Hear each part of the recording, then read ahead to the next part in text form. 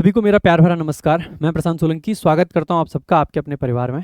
तो एक बार फिर से हम लोग डिस्कस करेंगे द पंडित्स का weekly live mock test number ये 13 है इनका, और इसका हम कंप्लीट सोल्यूशन देखेंगे, यानी कि मैथमेटिक्स, इंग्लिश और रीजनिंग तीनों के तीनों सब्जेक्ट हम देखेंगे। बढ़िया मॉक टेस्ट रहेगा, बढ़िया सोल्यूशंस रहेंगे, एंड आई एम 100% श्योर कि मैथ्स हो, इंग्लिश हो या रीजनिंग हो, आपको तीनों ही सब्जेक्ट में बहुत कुछ अच्छा सीखने को मिलेगा। सो इवन इफ आपने ये वीडियो गलती से भी चालू कर लिया ना, एक बार पूरा देखना, एंड आई एम श्योर आपको तीनों ही जगह पे ऐसा फील होगा कि यार हमने कुछ ऐसा सीखा जो कि आपको डायरेक्टली पेपर में काम आएगा। पढ़ाई के टाइम पे बहुत सारी चीज़ें आपने अलग अलग टीचर से पढ़ी होंगी, यहाँ पे भी, यहाँ पे भी, यहाँ पे भी, लेकिन जो अभी मैं बताऊंगा वो चीज़ें बताऊंगा जो आपके सीधे एग्जाम हॉल में काम आएंगी। ठीक है, तो वीडियो को पूरा देखना शुरू से लेके लास्ट तक। और भाई अगर अच्छी लगे तो लाइक करना, शेयर करना, चैनल को कर लेना सब्सक्राइब। आ जाइए भाई, स्टार्ट करते हैं विदाउट वेस्टिंग एनी टाइम। बस एक बार ये बता देता हूँ कि भाई अगर आपने टॉपर्स विजडम ऐप अब तक डाउनलोड नहीं करा है, कर लेना, अच्छा ऐप है। एक तो इसमें पीवाईपी डिक्शनरी बहुत अच्छी, इसमें डेली एडिटोरियल्स आपको मिलते हैं पढ़ने के लिए, रीडिंग में बहुत काम आएंगे आपके।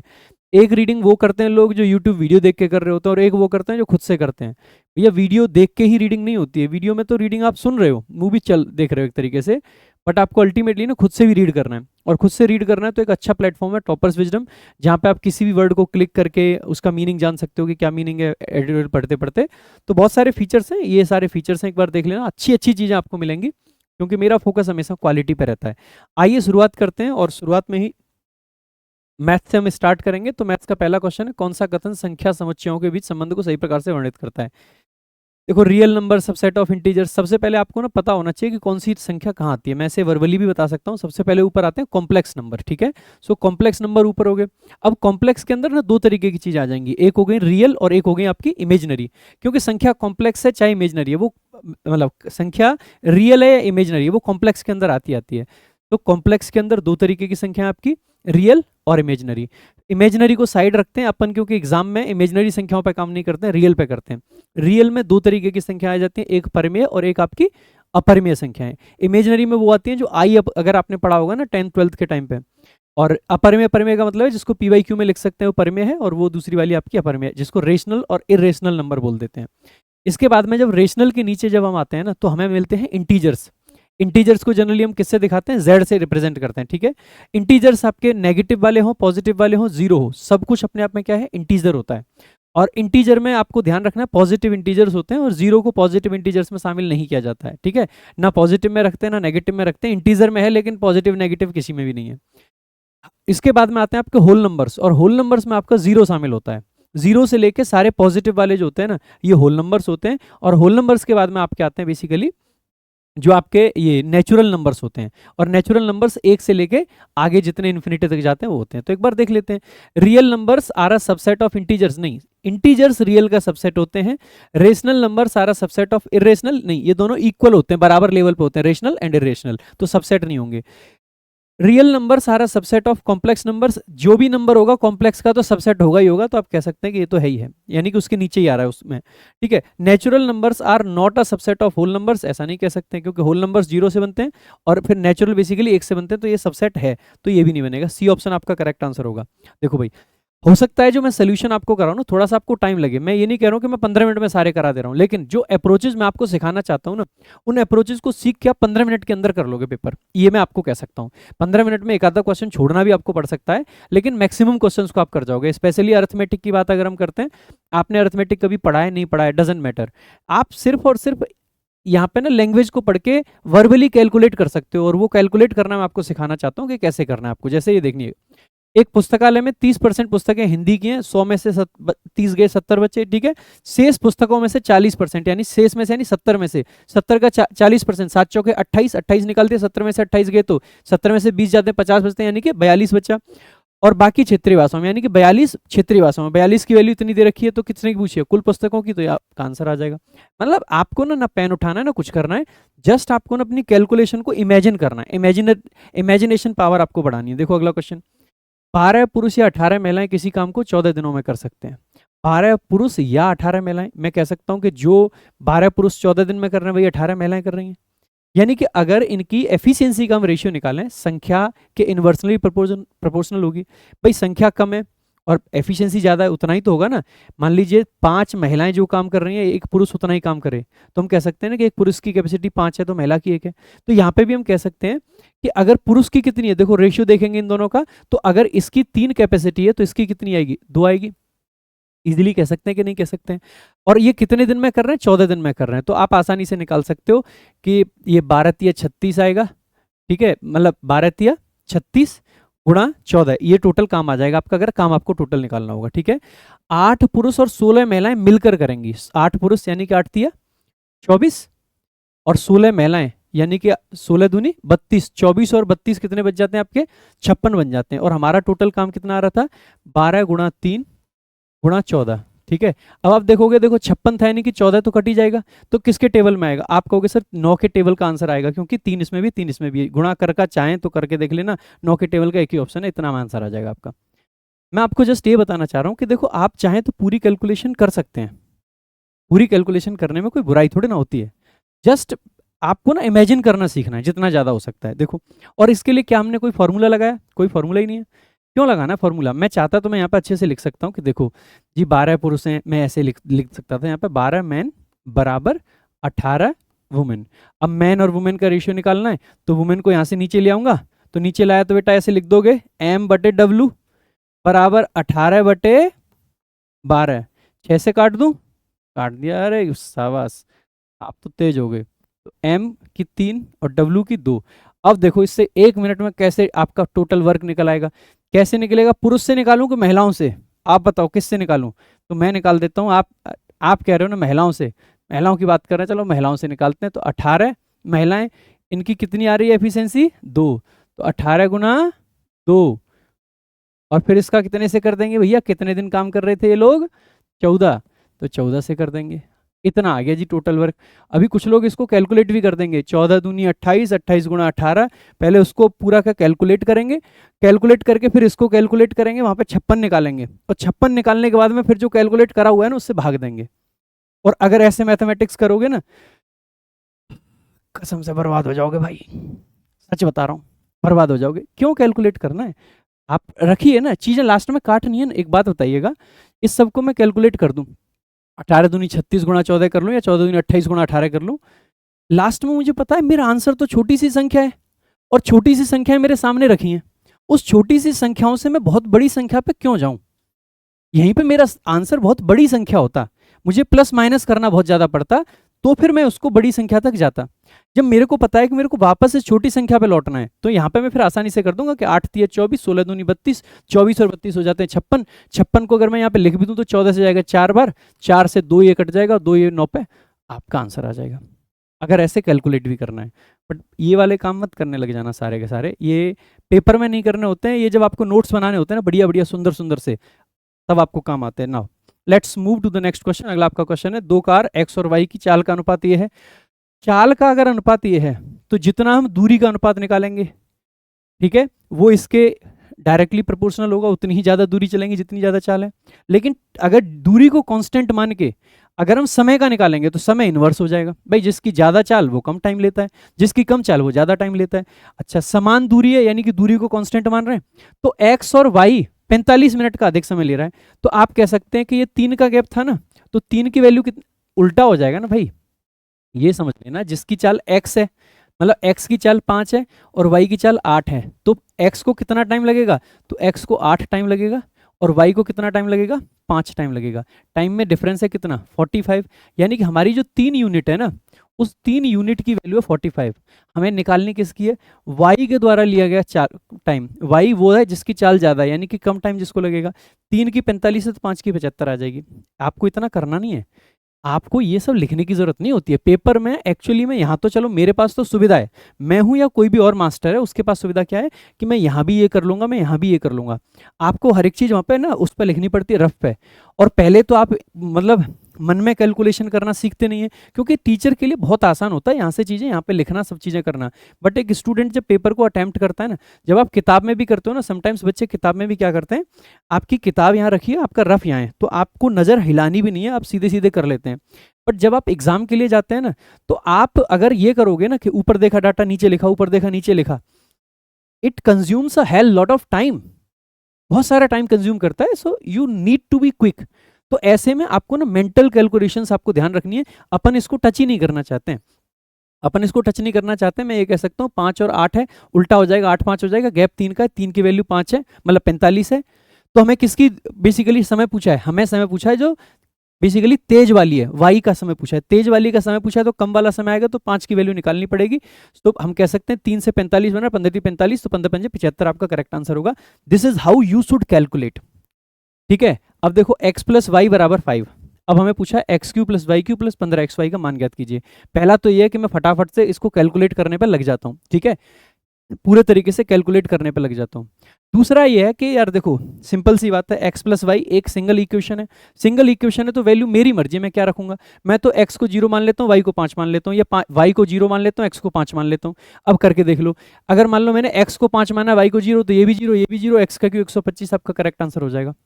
आप चाहें तो इसको 1 मान लो, इसको 4 मान लो, आप चाहें तो इसको 2 मान लो, इसको 3 मान लो, और सबसे आंसर यही आएगा, आपका आंसर करेक्ट आंसर यही होगा, 100% बता रहा हूँ।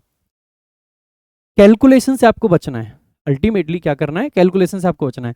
मान नहीं रखना चाहते हैं, अगर आप वैसे भी सॉल्व करना चाहते हैं ना, तो आप इस तरीके से सॉल्व कर सकते हैं। देखो x प्लस वाई का है, x प्लस वाई का होल क्यू हम कैसे निकालते हैं, x cube plus y cube plus 3xy into bracket में जो x प्लस वाई की वैल्यू थी वो। तो अगर यहाँ पे मैं निकालूंगा x का क्यू प्लस वाई का क्यू, तो x का क्यू प्लस वाई का क्यू प्लस 3xy, तो 3xy into x plus y की वैल्यू क्या है, 5 है, तो 3 गुणा 5 कितना हो गया, 15xy। तो देखा जाए तो क्यू भी तो करना है, बस हमें इधर क्यूब करा तो मामला चल गया, इधर 125 आ जाएगा सीधे सीधे।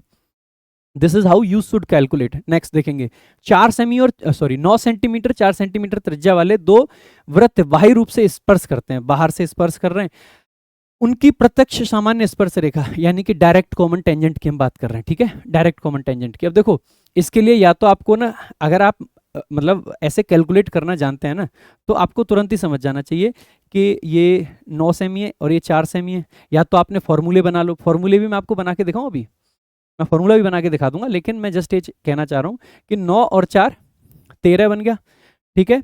एक बार यहाँ पे मैं समझा ही देता हूँ आपको पूरा, ये एक है और ये दूसरा है, ये जो है 4 सेंटीमीटर है और बेटा ये जो है 9 सेंटीमीटर है। यहाँ से यहाँ तक जब हम देखेंगे ये पूरा का पूरा, तो आप कहोगे 4 ये और 9 ये, यानी कि टोटल कितना बना 13। हमें क्या निकालना है, ये निकालना है।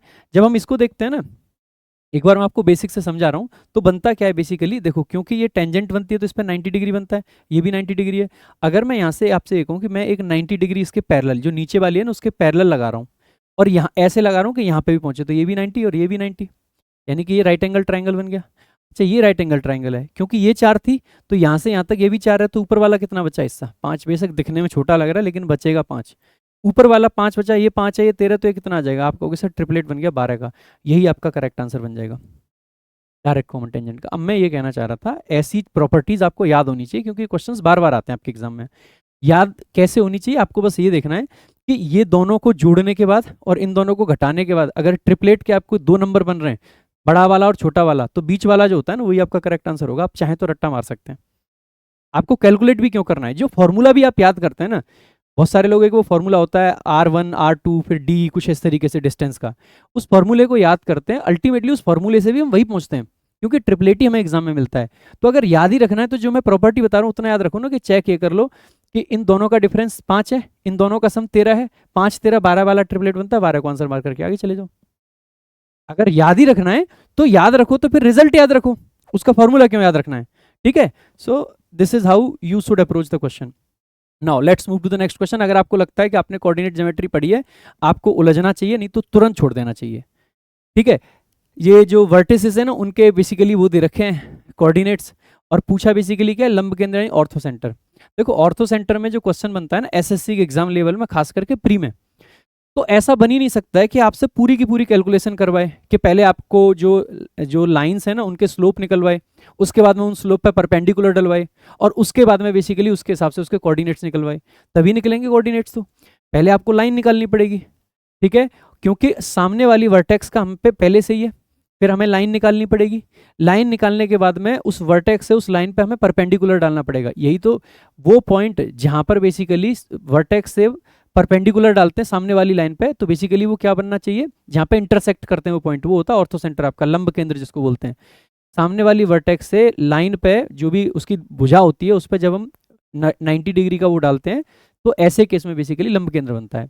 लेकिन आपको पता होना चाहिए, जैसे एक राइट एंगल ट्राइंगल होता है, भाई देखो एक वर्टेक्स है एक वर्टेक्स है, इससे मैं इस पे क्या डाल रहा हूँ, लंब ही तो डाल रहा हूँ, तभी तो ये 90 डिग्री है, ये भी तो लंब है।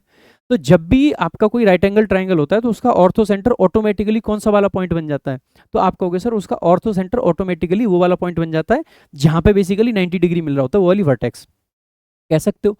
अगर मैं इसमें ये पहचान लूं कि ये आपका समकोण त्रिभुज है कि नहीं है, यानी कि राइट एंगल ट्राइंगल है कि नहीं है, तो मेरा काम चल जाएगा। अब आपको अगर भुजा निकालने का तरीका पता है इससे, तो आप आसानी से निकाल सकते हैं। जैसे ये मान लेता हूं मैं P है, और ये मान लेता हूं मैं Q है, और ये मान लेता हूं मैं R है। अगर भुजा आपको कोऑर्डिनेट ज्योमेट्री में निकालनी है, थोड़ा टाइम लग रहा है बट आपको काम की चीजें सिखा रहा हूं, ठीक है भाई। देखो जब मैं इससे इस तरीके से भुजाएं निकालता हूं आपकी, तो आप कैसे कैलकुलेट करोगे, आपको ध्यान रखना है कैलकुलेट करना सिंपल है। अगर आपको भुजा कैलकुलेट करनी है ये वाली, तो हमें इसमें बेसिकली क्या लिया है हमने, क्यू, और मतलब अगर आपको ये वाला निकालना है ना ये, तो बेसिकली इसको यूज मत करो, इस वाली भुजा को निकाल लो। और कैसे निकालना होता है, इसमें से ये घटाओ स्क्वायर करो, इसमें से ये मतलब इसमें से ये घटाओ स्क्वायर करो, इसमें से ये घटाओ स्क्वायर करो, और बेसिकली फिर उसको जोड़ दो, ठीक है। तो आप पाओगे कि 8 का स्क्वायर, इसका स्क्वायर, फिर उसका अंडर रूट भी लेना है लास्ट में आपको, तो ये वाली कितनी निकल आएगी, 10 निकल आएगी। अगर आप इतना भी नहीं जाना चाहते हो ना, इस तरीके से तीनों भुजाएं आपको निकालनी है, तो ये वाली 10 निकल आएगी। एक के केस में ये शामिल होगी तो सिर्फ 8 निकल के आएगा, एक के केस में ये शामिल होगी तो सिर्फ 6 निकल के आएगा, क्योंकि बाकी दिशा मतलब बाकी जो पार्ट वो जीरो आपका हो जा रहा है। मैं सिंपल आपसे ये कहना चाहता हूँ मेरे भाई, इतना फॉर्मूला आपको याद नहीं रखना चाहते ना, मैं भी अटक जाता हूँ फॉर्मूले में, ये कोई बड़ी बात नहीं है भाई। मैं अगर अभी अगले 10 दिन बैठ के मैथ्स के फॉर्मूले याद करूँ तो मैं याद करके आपको बता सकता हूँ। बट मैं कहना चाह रहा हूँ कि आप ना सिंपल ये सोचो कि ये 8 है और 6 है, 8 और 6 आ रहा है ना, तो आपको ट्रिपलेट क्लिक करना चाहिए, 4 और 3 आ जाए, 8 और 6 आ जाए, ट्रिपलेट बन रहा है, रिस्क ले लेना चाहिए। मैं कहूँगा रिस्क ले लो। तो फिर जिस वाले में देखो यहाँ पे 8 और 6 है, हो सकता है कि ये वाला 4 होता, 0 होता, हो सकता है ये वाला 0 होता, ये वाला 3 होता।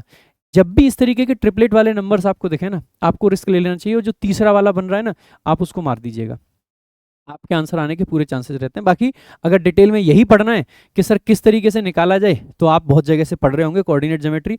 अगर कभी आपने डिमांड करी और मैंने कोऑर्डिनेट ज्योमेट्री पढ़ाई, तो मैं आपको पढ़ा सकता हूँ, ठीक है। वैसे हमारी टीम में से काफ़ी सारे लोगों का ऐसा मानना है कि CGL 2026 से पहले जितने आपके ये जो चैप्टर्स हैं 2025 में जो एग्जाम में पूछे गए क्वेश्चंस हैं, लाइक मान लो CGL का एग्जाम लिया, 36 शिफ्ट थी शायद 36 होती है जो नॉर्मली, मेरे को एग्जैक्टली याद नहीं नंबर, लेकिन 36 गुणा 25 आपके हो जाते हैं कितने, 900, ठीक है। 900 क्वेश्चन मैथ्स के बने, तो उन 900 क्वेश्चंस को चैप्टर वाइज करके कि एक वीडियो में प्रॉफिट लॉस सारा, एक वीडियो में परसेंटेज के सारे क्वेश्चंस मैं पढ़ाऊंगा नहीं, अप्रोचेस जो अप्रोचेस मैं यहाँ लगा रहा हूँ। आपको लग सकता है कि सर की तो पंडित वालों से डील है, आसान आसान क्वेश्चन पूछवाते हैं, उनके आंसर बता के चले जाते हैं, तो मैं एग्जाम वाले क्वेश्चंस भी करा सकता हूँ आपको, और ऐसे ही करा सकता हूँ बिना मार्कर को यूज करे। तो अगर आपको लगता है कि ऐसा करना चाहिए तो एक बार कमेंट करके जरूर बताना। अगर आप लोग डिमांड करेंगे तो यार हम कौन, हम तो सेवक आदमी है ना। देखो एक बार, समकोण पिरामिड का आधार 10 सेंटीमीटर भुजा वाले वर्ग है, ठीक है, उसकी ऊंचाई 12 सेंटीमीटर है। क्योंकि पिरामिड है ना, तो पिरामिड में हमेशा आपको स्लेंट देखना होता है, ठीक है। तो हमने जैसे ही देखा, जैसे ये स्क्वायर है आपका नीचे बेस में, ठीक है, और उसके पार्श्व पृष्ठ क्षेत्रफल का और कुल पृष्ठ क्षेत्रफल का वो रेशियो पूछा है। देखो पार्श्व में क्या होगा कि सिर्फ और सिर्फ वो वाला जो ऊपर वाला पार्ट है ना वो लेंगे, और नीचे वाले में क्या होगा कि बेस भी हमें लेना पड़ेगा, सिंपल सी बात है।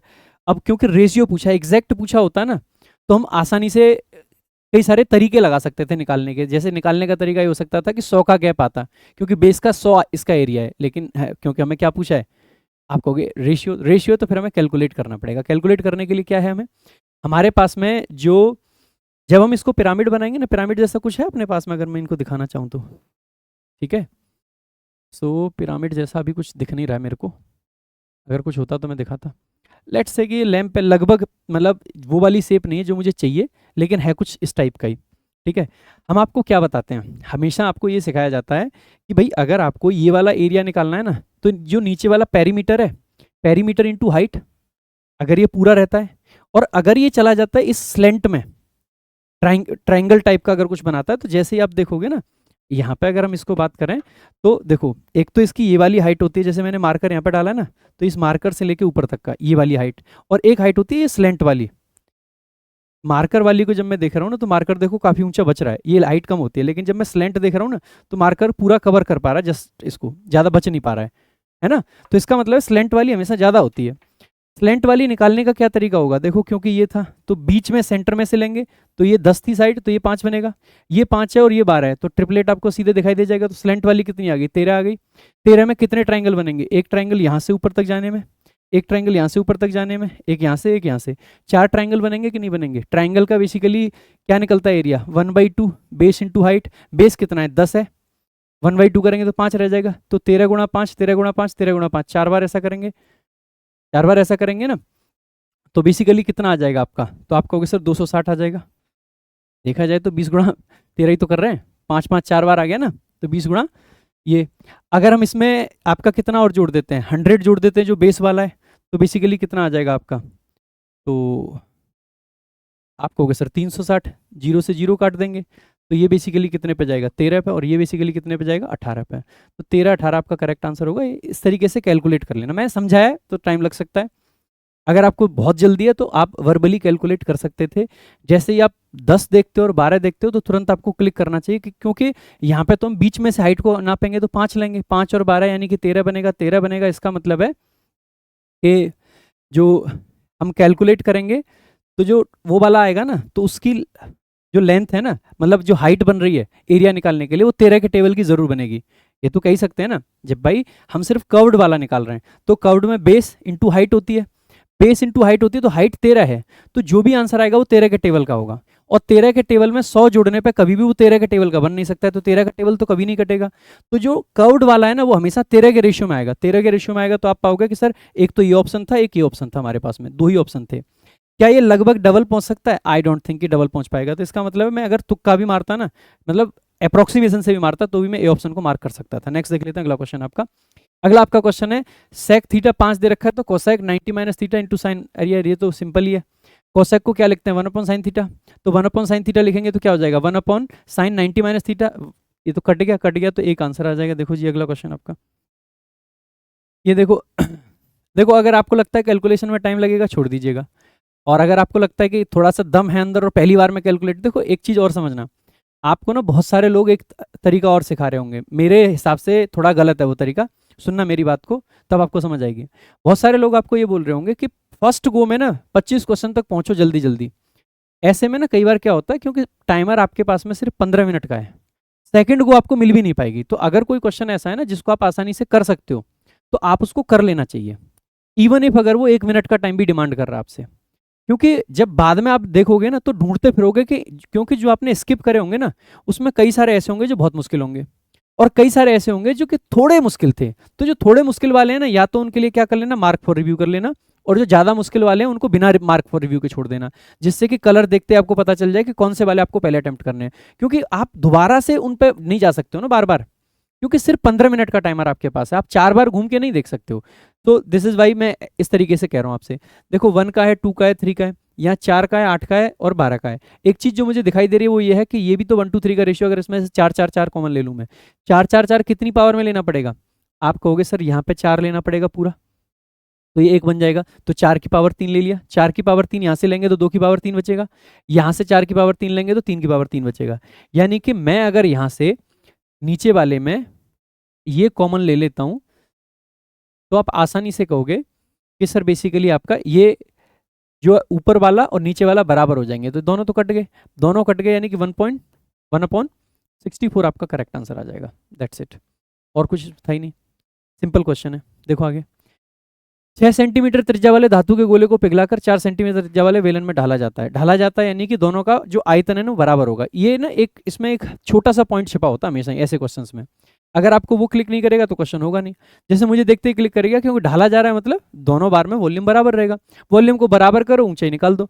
6 सेंटीमीटर त्रिज्या वाला क्या है, धातु का गोला ही तो है, इसको पिघलाया जा रहा है। इसका बेसिकली जब हम वॉल्यूम निकालते हैं तो कितना आता है, तो आप कहोगे sir 4/3 into pi r cube होता है, तो पाई लिख देंगे, आर क्यू लिखेंगे, यानी कि 6 × 6 बराबर कितना आ जाएगा, 4 सेंटीमीटर का बनाया तो पाई, आर स्क्वायर कितना है, तो 4 × 4 और इंटू एच, तो 4 से 4 को काटेंगे ना, तो देखो ये बेसिकली 4 1 4 से ही काट देते, 1 4 से तो ये 4 कट जाएगा, 1 4 से ये बेसिकली 3 पे और ये भी 3 पे, और पाई से आपका पाई कट जाएगा, तो एच बराबर बेसिकली आपका कितना आ गया, अच्छा अभी हमें यहाँ पे ये भी तो लिखना पड़ेगा ना, क्यू है ना, क्यू पाई आर क्यू, मैंने 2 ही बार लिख लिया है। ठीक है, पाई आर क्यू बोला तो सही है, लेकिन लिख पाई आर स्क्वायर दिया। पाई आर क्यू आता है ना, गोले में क्यूब लिखते हैं क्योंकि हाइट नहीं होती अलग से। अगर वो नहीं होती तो 6×18 आपका करेक्ट आंसर आ जाएगा भाई। देखो अगला, नेक्स्ट क्वेश्चन आपका। अगला आपका क्वेश्चन है, लकड़ी के तख्ते को 2, 5, 9 के अनुपात में 3 भागों में काटा गया है। यदि सबसे बड़ा भाग 9 और 2, बीच का अंतर 28 है, यानी 7 की वैल्यू कितनी है, 28 है, तो बीच वाले भाग यानी कि 7 पंजे, मतलब ये 7 की वैल्यू 28 है, यानी कि 4 4 गुना है, तो 5 की वैल्यू कितनी आ जाएगी, 20 आ जाएगी, यानी कि 4 गुना। अगला क्वेश्चन देख लेते हैं। एक दुकानदार 40 रुपये प्रति किलोग्राम वाली 20 किलोग्राम चीनी को 50 रुपये प्रति किलोग्राम वाली 30 किलोग्राम चीनी के साथ मिलाता है। वह इस मिश्रण में से 10 किलोग्राम 60 रुपये प्रति किलोग्राम की दर से बेच देता है। पहले इसका रेट निकालना पड़ेगा कि मिला के कितना रेट बन रहा है। मिला के रेट निकालने के लिए बहुत सिंपल तरीका क्या होता है कि कितना मान सकते हो आप। देखो 40 वाली है कुछ 20 किलो, ठीक है, या तो आप क्या कर सकते हैं कि सबको जोड़ लें, ठीक है, और या फिर आप क्या कर सकते हैं कि भाई जोड़ने की जरूरत नहीं है, आप मिक्सचर एलिगेशन भी लगा सकते हैं यहाँ पे। ठीक है, मिक्सचर एलिगेशन भी लगा सकते हैं, और आप चाहें तो ऐसे कर सकते हैं कि इसके बीच में ना कोई एक संख्या लगभग आपको मान लेनी चाहिए। कैसे मान सकते हैं समझना भाई, यहाँ पे 4×2 और यहाँ पे बेसिकली 5×3, 4×2 और 5×3, लगभग हमें बराबर की संख्या पे जाना है। मैं समझाता हूँ कैसे।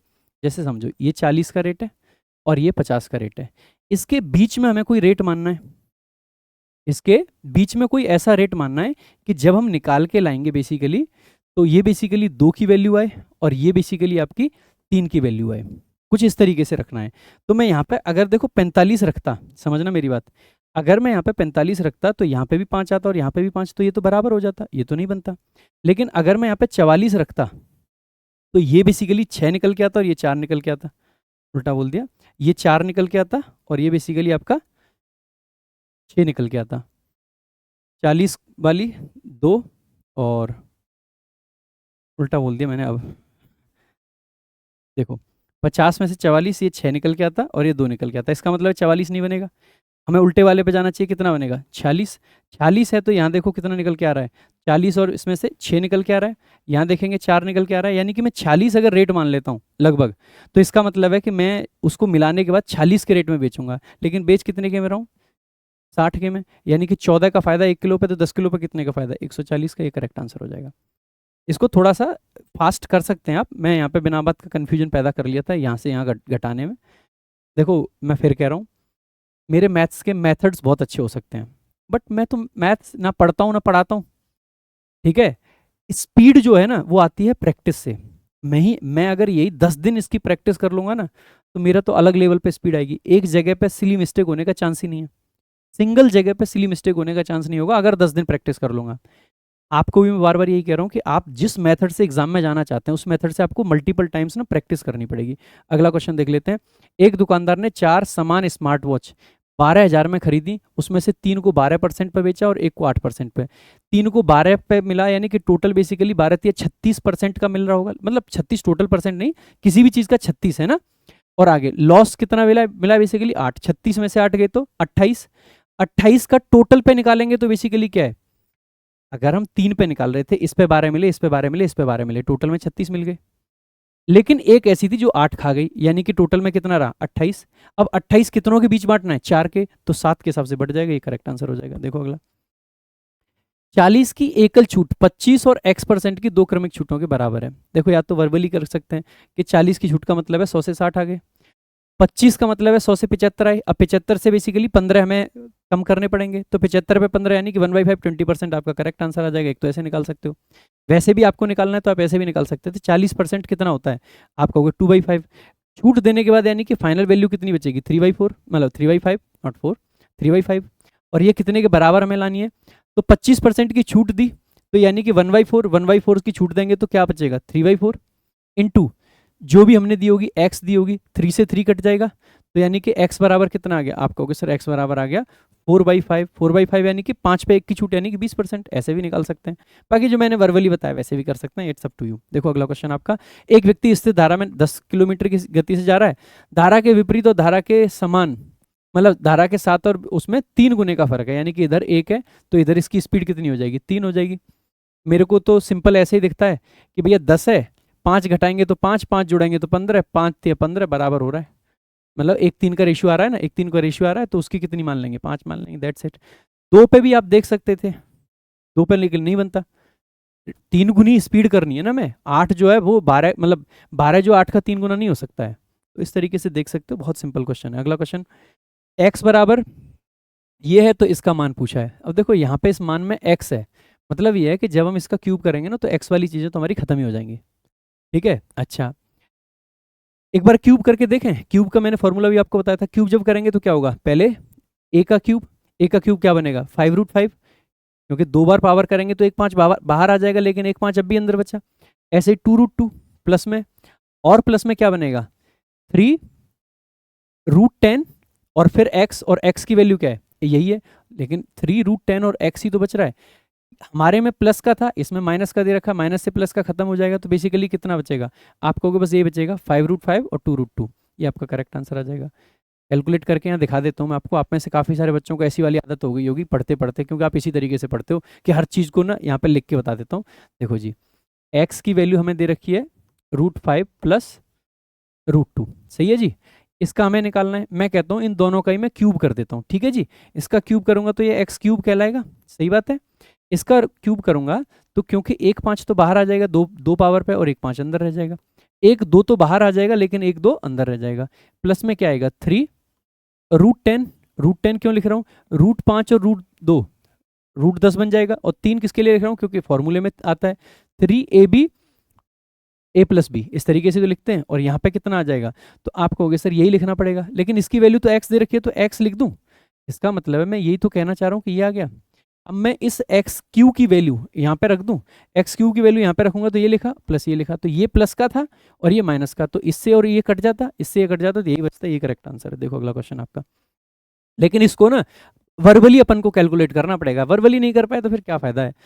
दो सम बहुभुजों की भुजाओं की संख्या का अनुपात दे रखा है 5:4 है, उनके आंतरिक कोणों के बीच का अंतर 9 डिग्री है। भुजाओं की संख्या निकालने का फॉर्मूला आपको पता होगा, 180 माइनस 360 बाई जितनी भुजा होती हैं उतने, ठीक है।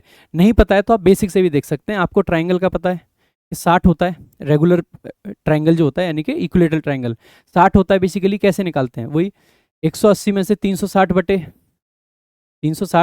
करेंगे, बेसिकली 60 आ जाएगा, 60 आ जाएगा तो इसका मतलब है, मतलब 360/3 करेंगे तो 60 आ जाएगा, 60 आ जाएगा तो 180 में से सॉरी देखो 180 माइनस 360 डिवाइड बाई 3, 60 नहीं 120 आ जाएगा, 120 आ जाएगा, बेसिकली कितना बचेगा 60 डिग्री। ऐसे ही जब 4 का करेंगे तो 180 माइनस 360 बाई 4 से करेंगे तो 90, तो यानी कि 90 आ गया, यही तो होता है। तो यहाँ से आप वैसे भी देख सकते हो बना के खुद से भी, अगर यही है तो मैं सिंपल ये कह सकता हूँ ना कि जब जब यहाँ का जो डिफरेंस है, अगर क्योंकि इन इसके और इसके बीच में 9 का फर्क है, इसका मतलब है कि जब भाग देंगे तो 9 का ही तो फर्क आएगा, एक संख्या 9 कम आएगी और एक ज्यादा आएगी। हमें वही तो चेक करना है, तो हमें पूरे फॉर्मूले में नहीं जाना है सारा सारा का सारा। मुझे कैसे चेक करना है, ये तो 5 और 4 के अनुपात में नहीं है, 5 और 4 का अनुपात है, ये 5 और 4 के अनुपात में है। 20 से अगर हम बेसिकली 360 को काटेंगे तो कितने पे कटेगा, तो आप कहोगे सर 180 पे कट, मतलब 80 पे कट जाएगा ना, 20 से काटेंगे ये कट गया, और ये बेसिकली 18 पे कट जाएगा, नॉट 80 18 पे। ये देखो 360 डिवाइड बाई और 20, तो ये गया 18 दूनी 36, लेकिन 16 से काटेंगे तो दशमलव में आएगा, तो ये ऑप्शन आपका एलिमिनेट हो गया। जब हम इसको देखते हैं ना 15 से काटते हैं तो बेसिकली कितने पे जाएगा, तो 360 डिवाइड बाई 15 और 360 डिवाइड बाई 12 से काटेंगे तो 30 पे जा रहा है, और इससे काटेंगे तो बेसिकली 24 पे जा रहा है। तो ये तो 6 का गैप है, हमें कितने का चाहिए 9 का। इसको देखेंगे तो हम बेसिकली कितने पे 36 पे, और 8 से काटेंगे तो 45 पे, 36 और 45 के बीच का गैप 9 हो गया, यही करेक्ट आंसर है। मैंने आपको सारे इसलिए करके दिखाएं, अगर मैं लास्ट में कायदे से मैं सबसे पहले मुझे यही चेक करना चाहिए, लेकिन मैं सबसे पहले इसको चेक करता ना तो आप में से बहुत सारे लोग बोल उठते हैं कि मास्टर रट के आता है, ठीक है, इसीलिए मैंने इसको सबसे पहले चेक करा नहीं है जानबूझ के। देखो मैं सबसे पहले क्यों करता, मैं अपना लॉजिक दे देता हूँ, मैं इसलिए करता क्योंकि सबसे आसान कैलकुलेशन मेरे लिए यही है, इसलिए मैं सबसे पहले करता, ठीक है। देखो आगे, अर्धगोले आकार का एक सजावटी कटोरे की त्रिज्या इतनी है, उसका बाहरी पॉलिश किया गया क्षेत्रफल ज्ञात कीजिए। देखो जैसे मैं ऑप्शन देख रहा हूँ इनमें बहुत सारा फर्क है। हमें पता है कि बाहरी जो वो होता है, जैसे ये अर्धगोला, लेट से कि ये वाला है ना, ये अगर अर्धगोला है तो इस वाला जो सरफेस होता है ना ये होता है। आपको पता ही है जब गोला होता है तो उसका बेसिकली कितना होता है 4 पाई r स्क्वायर, यही तो होता है। अगर अर्धगोला हो जाएगा तो 2 पाई r² हो जाएगा। अगर या तो पहला ऑप्शन तो है कि पूरा कैलकुलेट कर लेते हैं अपन, दूसरा ऑप्शन ये है कि पाई r², r कितना है 10.5। अगर मैं अप्रोक्सीमेशन से जाऊं तो 10 का स्क्वायर कितना होता है 100, 2 लगाना है यानी कि 200, और पाई से भी गुणा करना है। पाई की वैल्यू कितनी होती है 3 पॉइंट समथिंग, यानी कि 200 गुणा 3 पॉइंट समथिंग का मतलब है कि हमारा 600 से ऊपर ही ऊपर आंसर आएगा लगभग। कितने ऑप्शन है जो 600 से लगभग ऊपर है? आपको एक ही ऑप्शन है, ये करेक्ट आंसर हो जाएगा। अगला क्वेश्चन देख लेते हैं भाई आपका। राहुल और रवि, वैसे फॉर्मूले से पूरा कैलकुलेट कर लेना आप। राहुल और रवि क्रमशः इतने इतने में निवेश करते हैं, कुल लाभ इतना है। तो बेसिकली रवि का हिस्सा ज्ञात कीजिए। तो रवि का हिस्सा मुझे दिख रहा है 4 के टेबल का और 13 के टेबल का। तो या तो ये भी 13 के टेबल का होगा तो 13 कट सकता है, क्योंकि इसमें से 13 कोई है नहीं, तो 13 तो पक्का कट जाएगा। तो 13 से ही काट देते हैं सबसे पहले। 13 दूनी 26 होते हैं भाई, है ना। 13 दूनी 26, बचे 5, 13 चौके 52, तो ये 24 आ रहा है। और ये बेसिकली आपका कितना आ रहा है, आपका हो गया 40 आ रहा है। 24-40 का रेशियो आ रहा है, इसका मतलब है इसको 8 से काटेंगे 3 पे और 5 पे।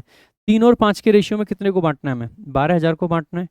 तो सबसे पहले तो रवि ज़्यादा वाला है, तो 2 ऑप्शन तो आपके बन ही नहीं सकते थे। तो आप यहाँ से कह सकते हो, देखो 72 और 48 का बनेगा। 72-48 आपके 5 के टेबल में तो ये है ही नहीं, 72-48 में से 5 का टेबल नहीं, 75 और 45 में 5 का टेबल आता है, यानी कि ये वाला करेक्ट आंसर बनेगा।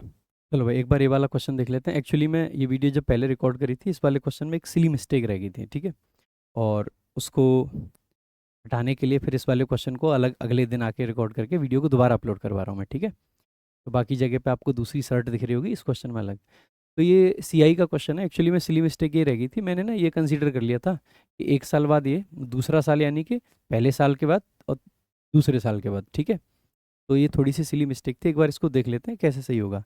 कहा गया है कि दूसरे साल के और तीसरे साल के बाद की राशियां क्या हैं। अब आपको पता है जब भी हम सीआई यानी कि कंपाउंड इंटरेस्ट पढ़ते हैं, तो आपको ना इस तरीके से चलना होता है। जैसे लेट से कि आपका रेट है बेसिकली, लेट से 20%, 20% अगर रेट होगा तो बेसिकली ये क्या होता है 1/20 होता है, ठीक है। मतलब 1/5 होता है, नॉट 1/20, ठीक है 1/5। तो पहले साल क्या होगा कि 5 से 6 हो जाएगी राशि। दूसरे साल बेसिकली क्या होगा, इसका भी स्क्वायर करेंगे, तो दूसरे साल में 25 से बेसिकली कितनी हो जाएगी, आपको होगी 36 हो जाएगी। तीसरे साल में बेसिकली क्या होगा कि ये 125 से 216 हो जाएगी, यानी कि क्यूब पे चलता है। अब अगर हमें दे रखा हो कि भैया तीसरे साल ये था, दूसरे साल ये था, तो पहले साल क्या होगा। अब क्योंकि ना आपको एक बात समझना, यहाँ पे जैसे ही आप देखते हो ये 216 है, ये 125 है। अगर तीसरे साल पे हम पहुंच गए ना, तो मूलधन हमारा हमेशा 125 रहेगा। तो अगर मुझे दूसरे साल को कंपेयर करना है ना, तो इसको और इसको तो बराबर करना पड़ेगा। ऐसा तो है नहीं कि दूसरे साल के लिए मूलधन में 25 मान लूँ, तीसरे साल के लिए 125 मान लूँ। अगर हम मामला 2 साल तक ही रखते तो हम 125 पे जा ही नहीं रहे थे। तो ऐसे केस में तो हम नॉर्मली ट्रीट करते हैं इसको, है ना। लेकिन क्योंकि यहाँ पे हम तीसरे साल पे पहुंच चुके हैं, और अगर हम तीसरे साल पे पहुंचे हैं, तो फिर ये तीनों ही तीनों क्या बनाने पड़ेंगे 125। हमारा जो मेन मूलधन है वो 125 बनाना पड़ेगा। इसको 125 बनाने के लिए 5 से मल्टीप्लाई करेंगे। अगर इसको 5 से मल्टीप्लाई कर रहे हैं तो इसको भी कितने से करेंगे, 5 से। ऐसे ही अगर इसको बनाना है तो इसको 25 से मल्टीप्लाई करेंगे, तो इसको भी कितने से करेंगे, आप कहोगे सर 25 से मल्टीप्लाई करेंगे, ठीक है।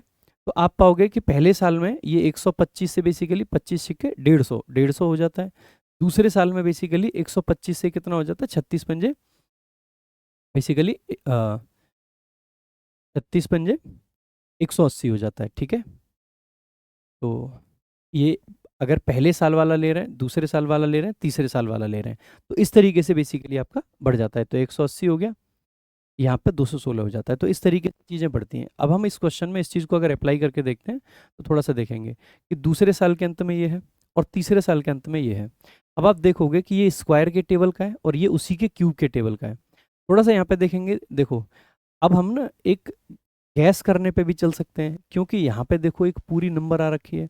अब पूरी नंबर जनरली हम देखेंगे कि तब आती है सामान्यतः, क्योंकि सीआई में क्या होता है ना कि चीज़ें पॉइंट में भी चल रही होती हैं, ब्याज पे भी ब्याज मिल रहा होता है। तो नॉर्मली जो मूलधन होता है ना, वो ऐसा नंबर होता है कि ब्याज पे ब्याज मिलने के बाद भी हमारा जो लास्ट संख्या है वो दशमलव में नहीं है। इसका मतलब है कि हमारी सबसे पहली प्रयास कौन सा होगा कि हमें इस वाले क्वेश्चन को एक्सप्लोर करना चाहिए। सबसे पहला प्रयास हमारा यही होना चाहिए।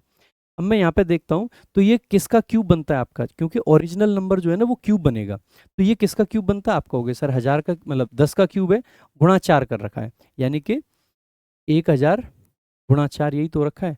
अगर ये 1000 में मान रहा हूँ, तो बेसिकली पहले साल में क्या रहा होगा, 1000 से बेसिकली जैसे 10 से पहले साल में 11 रहा होगा, दूसरे साल में क्या रहा होगा, तो आप पाओगे कि 100 से बेसिकली 111 मतलब 121 रहा होगा, और तीसरे साल में बेसिकली क्या बना होगा, तो आप पाओगे कि सर 1000 से 1331 बना होगा। तो एक बार बस ये चेक कर लेना, क्योंकि इसको जब बेसिकली 1000 बनाएंगे तो यहाँ पे भी जीरो बढ़ जाएगा कि क्या ये 121 में बैठ रहा है, आप कहोगे बिल्कुल 4 गुना है, 4 गुना है। क्या ये 1331 में बैठ रहा है, तो आप कहोगे 4 से मल्टीप्लाई करोगे तो 4 एकम 4, 4 तिया 12, 4 तिया 12 और 1 13 और 5 4 एकम 4, 4 और 1 5, यानी कि ये वही वाला बैठ रहा है। तो 10% रेट है और कहीं ना कहीं ये आपका आंसर आ जाएगा। तो ये सिली मिस्टेक सी रह गई थी, एंड आई होप अब आपको ये क्लियर हो गया होगा। इतना सब कुछ आपको नहीं सोचना होता, जस्ट आंसर मार्क करना होता। तो कैसे कर सकते थे आप, इसमें ना अप्रोक्सीमेशन से भी जा सकते हैं। 2 साल में लगभग आपको 840 रुपये मिल रहे हैं, और अगले साल में फिर से आपको बेसिकली कितने मिल रहे हैं, तो लगभग 500 रुपये के करीब मिल रहे हैं, 500 से कुछ नीचे ही है। यानी कि आप पाओगे कि पहले 2 साल, एक साल में लगभग 500 के करीब है, एक साल में लगभग 500 के करीब है। तो पहले जो 2 साल रहे होंगे उसमें बेसिकली 500 से नीचे नीचे ही तो मिले होंगे। तो लगभग आप कह सकते हैं कि 900 के समथिंग कुछ मिला होगा, लगभग 900 या 900 से कम, है ना। तो आप पाओगे कौन से ऑप्शन है, क्या 3500 से मिलेगा, आप कहोगे नहीं। क्या 4200 से मिलेगा, आप कहोगे नहीं। क्या 3800 से मिलेगा, नहीं। तो एक ही ऑप्शन बचेगा, यही आपका करेक्ट आंसर हो जाएगा। ठीक है, एक बार ऐसे भी देख सकते हैं। एक पिता और पुत्र की आयु का अनुपात 7:2 है। 10 वर्ष बाद यह अनुपात इतना हो जाता है। पिता की वर्तमान आयु, वर्तमान यानी कि 7 के टेबल का होना चाहिए, जैसे 7 के टेबल के सारे हैं। 10 साल बाद यही कितना हो रहा है, 9। तो 10 साल बाद पिता की कितनी होनी चाहिए, 9 के टेबल की होनी चाहिए। 38 9 के टेबल का बनेगा, नहीं। 45 बनेगा, बनेगा। 52 बनेगा, नहीं। 59 बनेगा, नहीं। एक ही ऑप्शन है, आगे देखते हैं। इसको कट मत मान लेना, सही मार रहा है ना। देखो आगे, 20 विद्यार्थियों का औसत वजन 50 किलोग्राम है। एक शिक्षक के जुड़ने से 51 हो जाता है। भाई 20 50 50 है, शिक्षक आया, शिक्षक अपना 51 तो लाया ही लाया, बाकी सबके लिए भी एक एक ले आया। 51 और 20 71 आपका करेक्ट आंसर हो जाएगा। अगला, इसमें पूछा सेट का बहुलक। इसमें तो नजर का खेल है मेरे दोस्त, इसमें मैथ्स कुछ करेगी नहीं। ठीक है, 28 32 31, 28 30 31, 31 और 28 मुझे ज्यादा दिख रहे हैं ना, 29 28 28 28 इतनी बार आ गया कि आंसर हो जाएगा। देखो आगे, 45 45 रुपये प्रति किलोग्राम वाली चावल को 60 वाले में मिला के बेसिकली किस अनुपात में मिलाया जाए ताकि मिश्रण की कीमत 50 बन जाए। सिंपल सी बात है, 50 बनाना है। अब देखो 50 हमारा एवरेज है, ये बेसिकली हर एक में 5 कम कर रहा है और ये हर एक में 10 ला रहा है। यानी कि इसका अगर एक लेंगे तो इसका बेसिकली अगर इसका एक ले लेंगे तो ये इसके 2 को बराबर कर देगा ना। ये 5 कम कर रहा है और ये 10 बढ़ा रहा है। इसने 1 किलो लिया तो 10 बढ़ गया। अब इसका 2 किलो लेंगे तब जाके वो 10 बराबर होगा।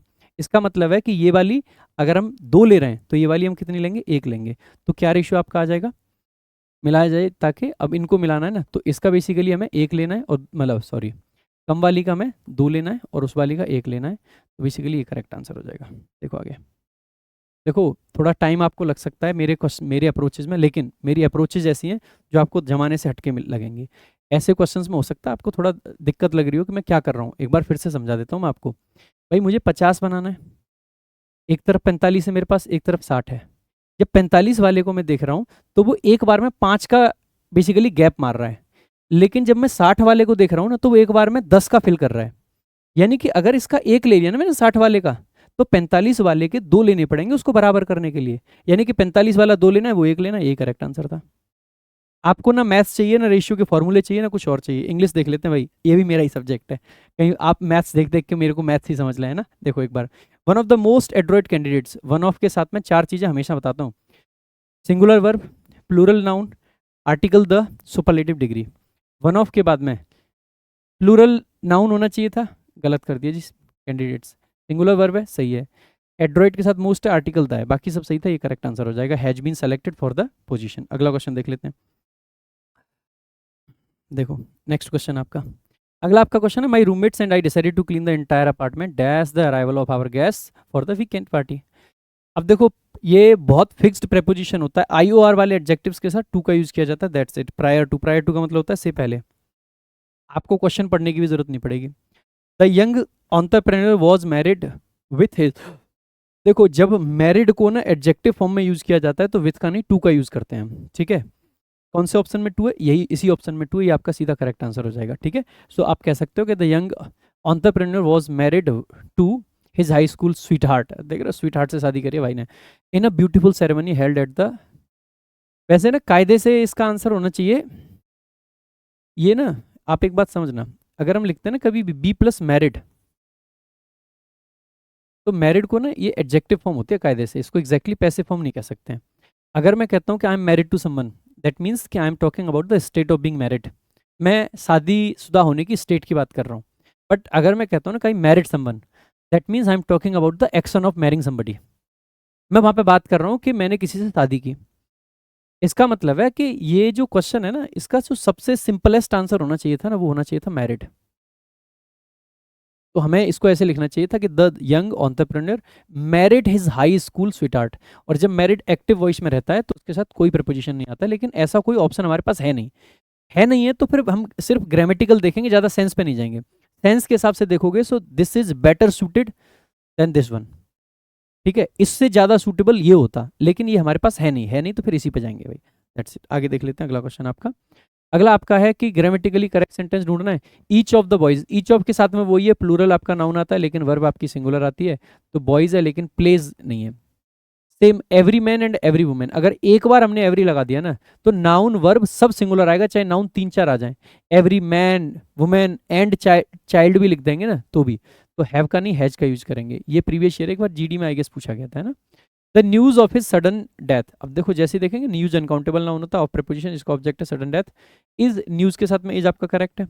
नीदर ही नॉर दे, नीदर नॉर से जब दो को जोड़ते हैं तो नियर वाले के हिसाब से आता है, इसका मतलब इज का नहीं, दे के हिसाब से आर का यूज किया जाएगा, ये गलत हो जाएगा। अगला क्वेश्चन देख लेते हैं भाई फटाफट से।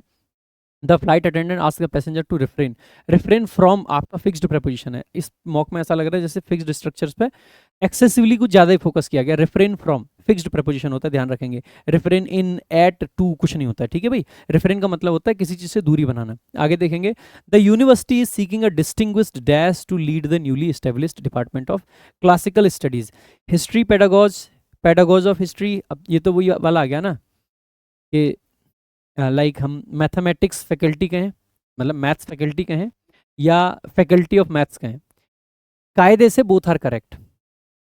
But what is more natural, देखो इंग्लिश के केस में क्या होता है कि इंग्लिश क्योंकि एक नेशनैलिटी का एडजेक्टिव भी है, so when we talk about English और फ्रेंच, तो हम कहते हैं कि प्रोफेसर ऑफ फ्रेंच या फिर प्रोफेसर ऑफ इंग्लिश, ये आपका ज़्यादा फ्लुएंट होता है। लेकिन इनके अलावा बिकॉज ये नेशनैलिटी को दिखाते हैं शब्द, तो अगर मैं कह देता ना कि इंग्लिश प्रोफेसर, तो कुछ लोग ऐसा समझ सकते थे कि इंग्लिश प्रोफेसर का मतलब है जो प्रोफेसर अंग्रेज है वो वाला।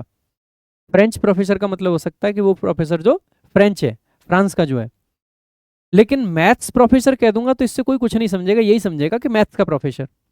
तो बाकी अगर फ्रेंच और इंग्लिश को छोड़ दिया जाए तो जितने बच्चे, मैथ्स हो गया, हिस्ट्री हो गया, पॉलिटी हो गया, ज्योग्राफी हो गया, इन सब के साथ में सही दोनों है। मैं ये कह सकता हूँ कि the teacher of geography and a geography teacher both are correct. But more natural जो है ना, वो है ज्योग्राफी टीचर बोलना, हिस्ट्री टीचर बोलना।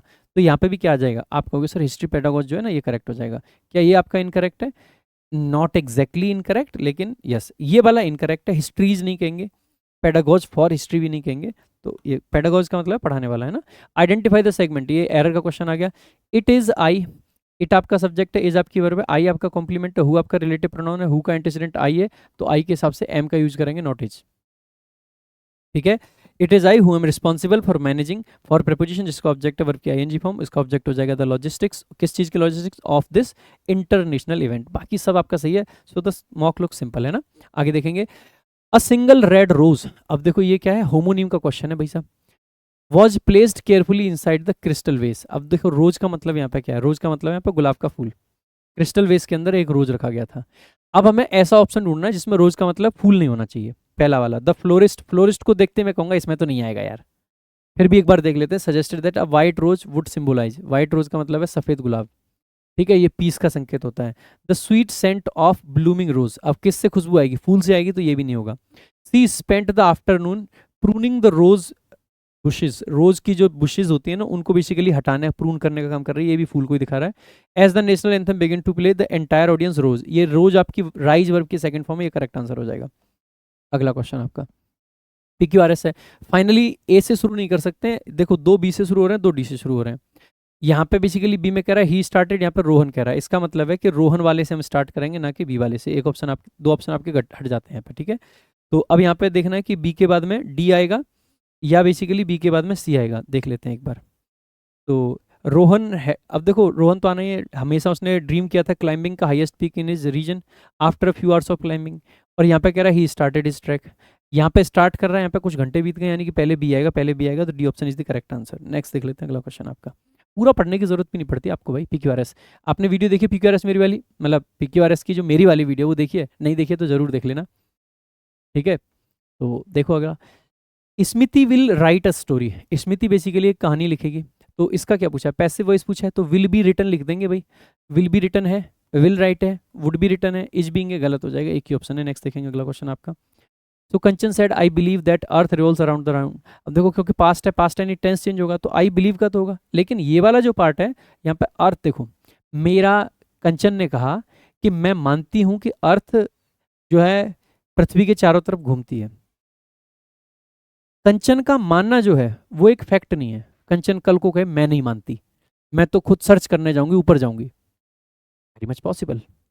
बट अर्थ का घूमना फैक्ट है, फैक्ट है, यानी कि ये वाली जो क्लॉज है ना, इसका टेंस चेंज नहीं होगा। कई बार ऐसा हो सकता है बच्चा देखेगा ओके यूनिवर्सल फैक्ट है, टेंस चेंज नहीं होगा, इसका भी छोड़ देगा, गलती कर दोगे। इसका चेंज होगा, इसका नहीं होगा, ऐसा ही ऑप्शन हमें ढूंढना है। पहले में सी बिलीव्स है और रिवॉल्व्स है, दोनों में से कोई चेंज नहीं हुआ है, गलत हो जाएगा। बिलीव्ड है और रिवॉल्व्ड है, दोनों चेंज हो गए, गलत हो जाएगा। बिलीव्ड है रिवॉल्व्स है, करेक्ट हो जाएगा। बिलीव्ड है रिवॉल्व्स है, करेक्ट हो जाएगा। अच्छा, दो कैसे करेक्ट हो सकते हैं? अच्छा देखो यहाँ पे टोल्ड कर दिया है, यहाँ पे सैड है, सैड वाला ही सही रहेगा क्योंकि टोल्ड के साथ तो हमें ऑब्जेक्ट चाहिए होगा। देखो अगला, okay so now cloze test एक बार देख लेते हैं। In September 1921 during a voyage home from England the Indian physicist CV Raman became fascinated by the deep blue colour of the Mediterranean sea. कहा गया है कि सितंबर 1921 में एक यात्रा के दौरान, जो कि इंग्लैंड से यात्रा आ रही थी उनकी, मतलब घर के लिए आ रहे थे इंग्लैंड से, जो इंडियन फिजिसिस्ट थे सीवी रमन, ये फैसिनेटेड हो जाते हैं डीप ब्लू कलर की, जो समुद्र का, मेडिटेरियन सी का गहरा नीला कलर था ना उससे। At that time the prevailing theory was that the sea merely dash the colour of the sky. उस टाइम पे लोग बस ये मान के चलते थे कि जो सी है ना वो कुछ नहीं करता है, जो स्काई का कलर है ना ब्लू, उसको बेसिकली क्या करेगा, अब्जॉर्ब करेगा, रिफ्लेक्ट करेगा, इग्नोर करेगा, क्रिएट करेगा। ना तो क्रिएट कर रहा है, ना इग्नोर करेगा, ना अब्जॉर्ब, वो बेसिकली रिफ्लेक्ट करेगा, तभी तो ब्लू दिखेगा, ठीक है। आगे, however Raman was sceptical and decided to test this hypothesis using a simple pocket sized spectroscope. हालांकि रमन जो है वो स्केप्टिकल थे, डाउटफुल थे इस थ्योरी को लेके, और उन्होंने डिसाइड किया कि भैया ये जो हाइपोथेसिस है, ये जो थ्योरी है, इसको टेस्ट करते हैं एक सिंपल पॉकेट साइज स्पेक्ट्रोस्कोप लेके, ठीक है। ही conducted several experiments while dash the ship. जब वो शिप पर थे तो उन्होंने कई सारे वो करे, मतलब एक्सपेरिमेंट्स करे। तो शिप पर होने के लिए क्या लिखेंगे, inside the ship, beside the ship, below the ship, या ऑन बोर्ड द शिप। जब हम शिप के ऊपर होते हैं ना, अब इनसाइड क्या, शिप के अंदर नहीं जाते हैं अपन लोग, है ना, शिप के ऊपर होते हैं, ऑन बोर्ड करते हैं, बोर्डिंग करते हैं ना, so on board the ship आपका करेक्ट आंसर होगा, ध्यान रखेंगे। बिसाइड और बिलो तो इररेलेवेंट थे इस कॉन्टेक्स्ट में। इनसाइड में फिर भी आपको लग सकता है कि शिप के अंदर, बट बेसिकली ऑन बोर्ड का मतलब होता है चाहे आप ओपन में हैं या फिर अंदर हैं, कहीं पे भी हैं। अगर आप शिप पर चढ़ते हैं ना, जनरली आप शिप में नहीं चढ़ते हैं, आप शिप पर चढ़ते हैं, ठीक है। वैसे भी जो बड़े व्हीकल्स होते हैं ना, उनके अंदर नहीं जाते हैं अपन, ऑन बोर्ड करते हैं, तो ऑन बोर्ड द शिप आपको लिखना चाहिए यहाँ पर, ठीक है। आगे देखेंगे अगला, eventually proving that the water itself was responsible for scattering the sunlight. Eventually उन्होंने ये प्रूव किया कि जो वाटर था ना खुद, वो रिस्पॉन्सिबल था कि वो लाइट को बेसिकली क्या कर रहा था, स्कैटर कर रहा था। This observation dash to the discovery of Raman effect. ये जो ऑब्जर्वेशन था, ये ऑब्जर्वेशन क्या करेगा, रिजल्टेड टू तो कभी नहीं लिखते, रिजल्टेड इन होता तो कर सकते थे, फाइनल आउटकम को दिखाने के लिए रिजल्टेड इन, और सोर्स को दिखाने के लिए रिजल्टेड फ्रॉम, ठीक है। आगे, ब्रॉट टू के साथ में मैं लिखना चाहिए था कि this observation brought us to, हमें इस पॉइंट पर लेके आया, ठीक है। लेड टू आपका ज्यादा है, led to the discovery. Brought to the discovery generally नहीं लिखेंगे, लेड टू यानी कि इस ऑब्जर्वेशन ने लीड करके हमें इस स्टोरी तक लेके गया, तो led to is a better answer. Pointed to भी नहीं होगा, सो रमन इफेक्ट का तक बेसिकली कौन लेके गया, यही वाला observation. Which fundamentally changed our understanding of how light interacts with matter. और इसने बेसिकली हमारे बेसिक रूप से चेंज कर दिया अंडरस्टैंडिंग के कैसे लाइट इंटरेक्ट करती है मैटर के साथ में। His research was later published in the journal nature and तो उनकी जो रिसर्च थी बाद में पब्लिश करी गई थी जनरल नेचर में, and earned him the Nobel Prize in physics in 1930, और उनको नोबेल प्राइज मिल जाता है 1930 में। Today his work remains dash for various scientific applications. आज भी उनका जो काम है वो बहुत सारे साइंटिफिक एप्लीकेशंस के लिए क्या रहेगा, ट्रिवियल नेगेटिव वर्ड है, ऑब्सोलीट नेगेटिव वर्ड है, क्रूशियल पॉजिटिव है, रिडंडेंट नेगेटिव है। आगे सो इंपॉर्टेंट रहता है, क्रूशियल रहता है, including medical diagnostics and chemical analysis. Raman's journey serves as a powerful reminder that great discoveries often dash from simple curiosity about the natural world. So basically discoveries क्या होती हैं, Venice होती हैं, escape करती हैं, हाइड करती हैं नहीं, जो बेसिकली सिंपल क्यूरियोसिटी से स्टेम करती हैं वो उनका बेसिकली उगती हैं, वो उनका जन्म वहाँ से होता है। ठीक है, तो ये यहाँ पे कहा गया। नेक्स्ट देख लेते हैं आगे भाई। Identify the word that is correctly spelled. Correctly spelled देखो, एग्जैजरेट में डबल जी आता है तो ये गलत हो जाएगा, अकरेंस में डबल सी आता है तो ये भी गलत हो जाएगा, डायलेमा में एल सिंगल आता है डायलेमा, ठीक है, तो ये आपका गलत हो जाएगा। तो कैलिडियोस्कोप आपका जो दे रखा है वो आपका करेक्ट आंसर होगा। ठीक है, कैलिडियोस्कोप एक मिरर का वो होता है ना, जिसमें कई सारे मिरर लगे होते हैं कि आप उसके अंदर अलग अलग दिखते हो। ठीक है, डिस्पाइट द इंसेसेंट, इंसेसेंट का मतलब होता है कोई चीज़ जो लगातार चले, तो एप्रोप्रिएट सिनोनिम पूछा है, तो रेलेंटलेस कह सकते हैं, कोई दिक्कत नहीं है। कन्फाइन करना, किसी को बंद कर देना होता है। स्पोराडिक यानी छिटपुट होता है। लेवी करना, किसी पर कर वगैरह लगाना, टैक्स लगाना किसी पे। नेक्स्ट देखेंगे अगला क्वेश्चन आपका। विविच करने का क्या पूछा है, एंटोनिम पूछा है। विविच यानी कि जब हम किसी को एकदम भौचक्का कर देते हैं, चकित कर देते हैं। स्टैक तो किसी चीज़ का वो गट्ठर लगा देते हैं, ढेर। गियर आप जानते हैं गाड़ी वगैरह का। ये रोटुंडा बेसिकली क्या होता है, ये एक वो होता है ना गुंबद, ठीक है वो। और डिसइंचेंट करने का मतलब है किसी को अपने आप से दूर कर देना, है ना, डिसइंचेंट। आगे the semi side, semi side होता है किसी की नेगेटिव साइड, किसी का खराब पक्ष। तो स्प्रेड रैपिडली नहीं, अनप्लेजेंट एस्पेक्ट कह सकते हैं। वन एवरीबॉडीज प्रेज नहीं, टॉकिंग नॉनसेंस नहीं। नेक्स्ट देखेंगे अगला क्वेश्चन आपका। पिटफॉल, पिटफॉल का मतलब होता है कोई गड्ढा, कोई खाई, कोई जाल जिसमें आप फंस जाओ। लूट तो बेसिकली एक जो मूर्ख टाइप का आदमी होता है ना, बदमाश टाइप का बेकार सा, वो होगा। टेम्पर आप जानते हैं कि इसका टेम्पर खराब है ना। पॉन बेसिकली क्या होता है, प्यादा। Catch, catch basically exactly catch का मतलब होता है पकड़ना, लेकिन समटाइम्स जब कैच को हम एज अ नाउन यूज कर रहे होते हैं ना, तो कैच का मतलब जाल भी होता है। और कहीं ना कहीं पिटफॉल भी एक गड्ढा जाल के सेंस में आता है, तो ये सिनोनिम बन सकता है आपका, है ना। देखो अगला, अगला एंटोनिम का क्वेश्चन है स्प्री। और अगर आपको मीनिंग पता है तो ठीक है, तो नहीं पता है तो एक बार सेंटेंस पढ़ के देख सकते हैं। स्प्री का मतलब होता है, वैसे किसी एकदम सनक चढ़ती है ना किसी को, सनक, उसको स्प्री बोलते हैं अपन। ठीक है, किलिंग स्प्री बोल सकते हैं। अगर आपने कोई पबजी खेला है ना, तो जब आप लगातार किसी को 2-4 बार मार देते थे ना, तो उसमें किलिंग स्प्री होता था। आई गेस वो वाला एक मोड होता था उसमें दूसरा, तो किलिंग स्प्री होता था उसमें। ठीक है, तो स्प्री का मतलब है कि सनक चढ़ जाना किसी चीज़ की। अब इसका एंटोनिम पूछा है। बैफल तो चकित करना होता है। लेवी बेसिकली ये ना नदी वगैरह के आसपास ना एक दीवार सी जो बना देते हैं ना बाढ़ से बचने के लिए, वो होता है। एब्सटिनेंस का मतलब क्या है, देखो स्प्री क्या है, सनक चढ़ गई। एब्सटिनेंस का मतलब है किसी चीज़ से हम जब दूरी बनाते हैं ना, एब्सटेन करते हैं, abstain from, refrain from. Abstinence आपका करेक्ट आंसर हो जाएगा स्प्री का एंटोनिम। नेक्स्ट देखेंगे आगे। ये एक वर्ड दे रखा है फ्लैग। फ्लैग क्या होता है बेसिकली, दाग धब्बा जो लग जाता है ना, उसको बोलते हैं अपन। नेक्स्ट देखेंगे। और नेटिव अमेरिकन टेंट, इसको क्या बोलते हैं। देखो ऑर्डर तो जहाँ पे एक तो आदेश देते हैं किसी को, एक ऑर्डर का मतलब है व्यवस्था, लॉ एंड ऑर्डर वाला। ठीक है, तो ये तो नहीं बनेगा। प्रिम बेसिकली होता है जो एक नीट एंड क्लीन व्यक्ति रहता है ना, उसको बोल देते हैं। रेंडर तो जब हम किसी इमेज वगैरह को रेंडर करते हैं ना, वीडियो वगैरह एडिट करते हैं जो, ये भी नहीं बनेगा। तो टेपी आपका एक ही ऑप्शन बचा। अगर आपको नहीं भी पता था तो ऑप्शन एलिमिनेशन से जा सकते थे। ईडियम पूछ रखा है, ब्रोक प्रेसियंस हेड। ये बढ़िया अच्छा ईडियम होता है। इसका मतलब होता है टू यूज रॉन्ग ग्रामर। ठीक है, गलत ग्रामर यूज करना, बैड ग्रामर यूज करना। ये आपका ऑप्शन बी जो ना करेक्ट आंसर है। लेट से अगर आपको पता भी नहीं है कि इसका मतलब क्या होता है, लेकिन देखना, news anchor broke prescience head by saying between you and I, between you and me कहना चाहिए। और ये न्यूज एंकर जो है ना, ये होते हैं एक नंबर के बदतमीज। ये टेलीप्रॉम्प्टर देख के बोलते हैं। रिसेंटली अपने वो अंजना ओम मोदी, उसी ने अपने मुंह से बताया था एक बार अपना नाम, गलती से बोल दिया था। अंजना ओम कश्यप की जगह पर अंजना ओम मोदी। मुझे तो उसी दिन से शक है कि पता नहीं क्या ये रिश्ता क्या कहलाता है। मतलब कैसे कैसे लोग आके कमेंट कर देते हैं। पता है कोई भी आदमी जब मेहनत कर रहा होता है ना, डेडिकेशन से काम कर रहा होता है, टीचर्स हैं, सब लोग करते हैं, और हर किसी की एक ही इच्छा है, यार ये जो एग्जामिनेशन सिस्टम है, इवन चाहे सेल्फ इंटरेस्ट उसमें हो, लेकिन चाहते तो सुधार हैं यार सबके सब, जितने भी लोग हैं। चाहे उसमें हमारा इंटरेस्ट हो, किसी भी टीचर का इंटरेस्ट हो, लेकिन अल्टीमेटली चाहे किसी का इंटरेस्ट, वो कहते हैं किसी का उल्लू टेढ़ा हो जाए, लेकिन उससे मतलब किसी का उल्लू सीधा होता है, टेढ़ा होता है, जो भी होता है, कि अपना उल्लू सीधा कर रहा है, टेढ़ा कर रहा है, वॉट, किसी का उल्लू टेढ़ा सीधा हो, कुछ हो, लेकिन अगर मेरे को फायदा हो रहा है तो व्हाट इज द इश्यू। अगर टीचर बच्चों की आवाज़ बन रहे हैं, बनने तो बनना भी चाहिए, सबको बनना चाहिए। अविनाश सर ने जो कल वीडियो बनाई, ऑनेस्टली बहुत सारी वीडियोज में कभी उनकी नहीं देखता हूँ, बट कल की वीडियो मैंने पूरी देखी। बीच में बिल्कुल बंद कर दिया था क्योंकि हम हमारे ही खिलाफ बोलते थे, ठीक है, बट कल जब वीडियो देखी, माइंड ब्लोइंग। डिजर्व करती है सरकार ऐसी बातें सुनना, ठीक है। देखो, तो आप आसानी से कह दोगे बैड ग्रामर। अगला क्वेश्चन देख लेते हैं भाई। Medical study of endocrine system and hormones को क्या कहा जाता है? तो ये तो इसमें इंडोक्राइन ही ऊपर दिख रहा है आपको, ठीक है। ये चैप्टर वन बेसिकली कोई सीनियर बंदा जो जूनियर लोगों की रखवाली पर रहता है ना, वो फिलोजेनिस्ट बेसिकली। ये गायनी दे रखा है यहाँ पे, महिला, और फिलो का मतलब होता है लव, तो जो महिलाओं से प्यार करता है। क्रोनोलॉजी आप बेसिकली समझ रहे हैं, मोटा भाई, ठीक है, क्रोनोलॉजी समझिए, टाइम। तो the last part is reasoning part. Now let's start this part as well. देखो आपको मैथ्स कैसा लगा एक बार कमेंट बॉक्स में जरूर बताना। And now let's come to reasoning. Reasoning आपको कैसी लगती है देख लेते हैं एक बार ये, ठीक है।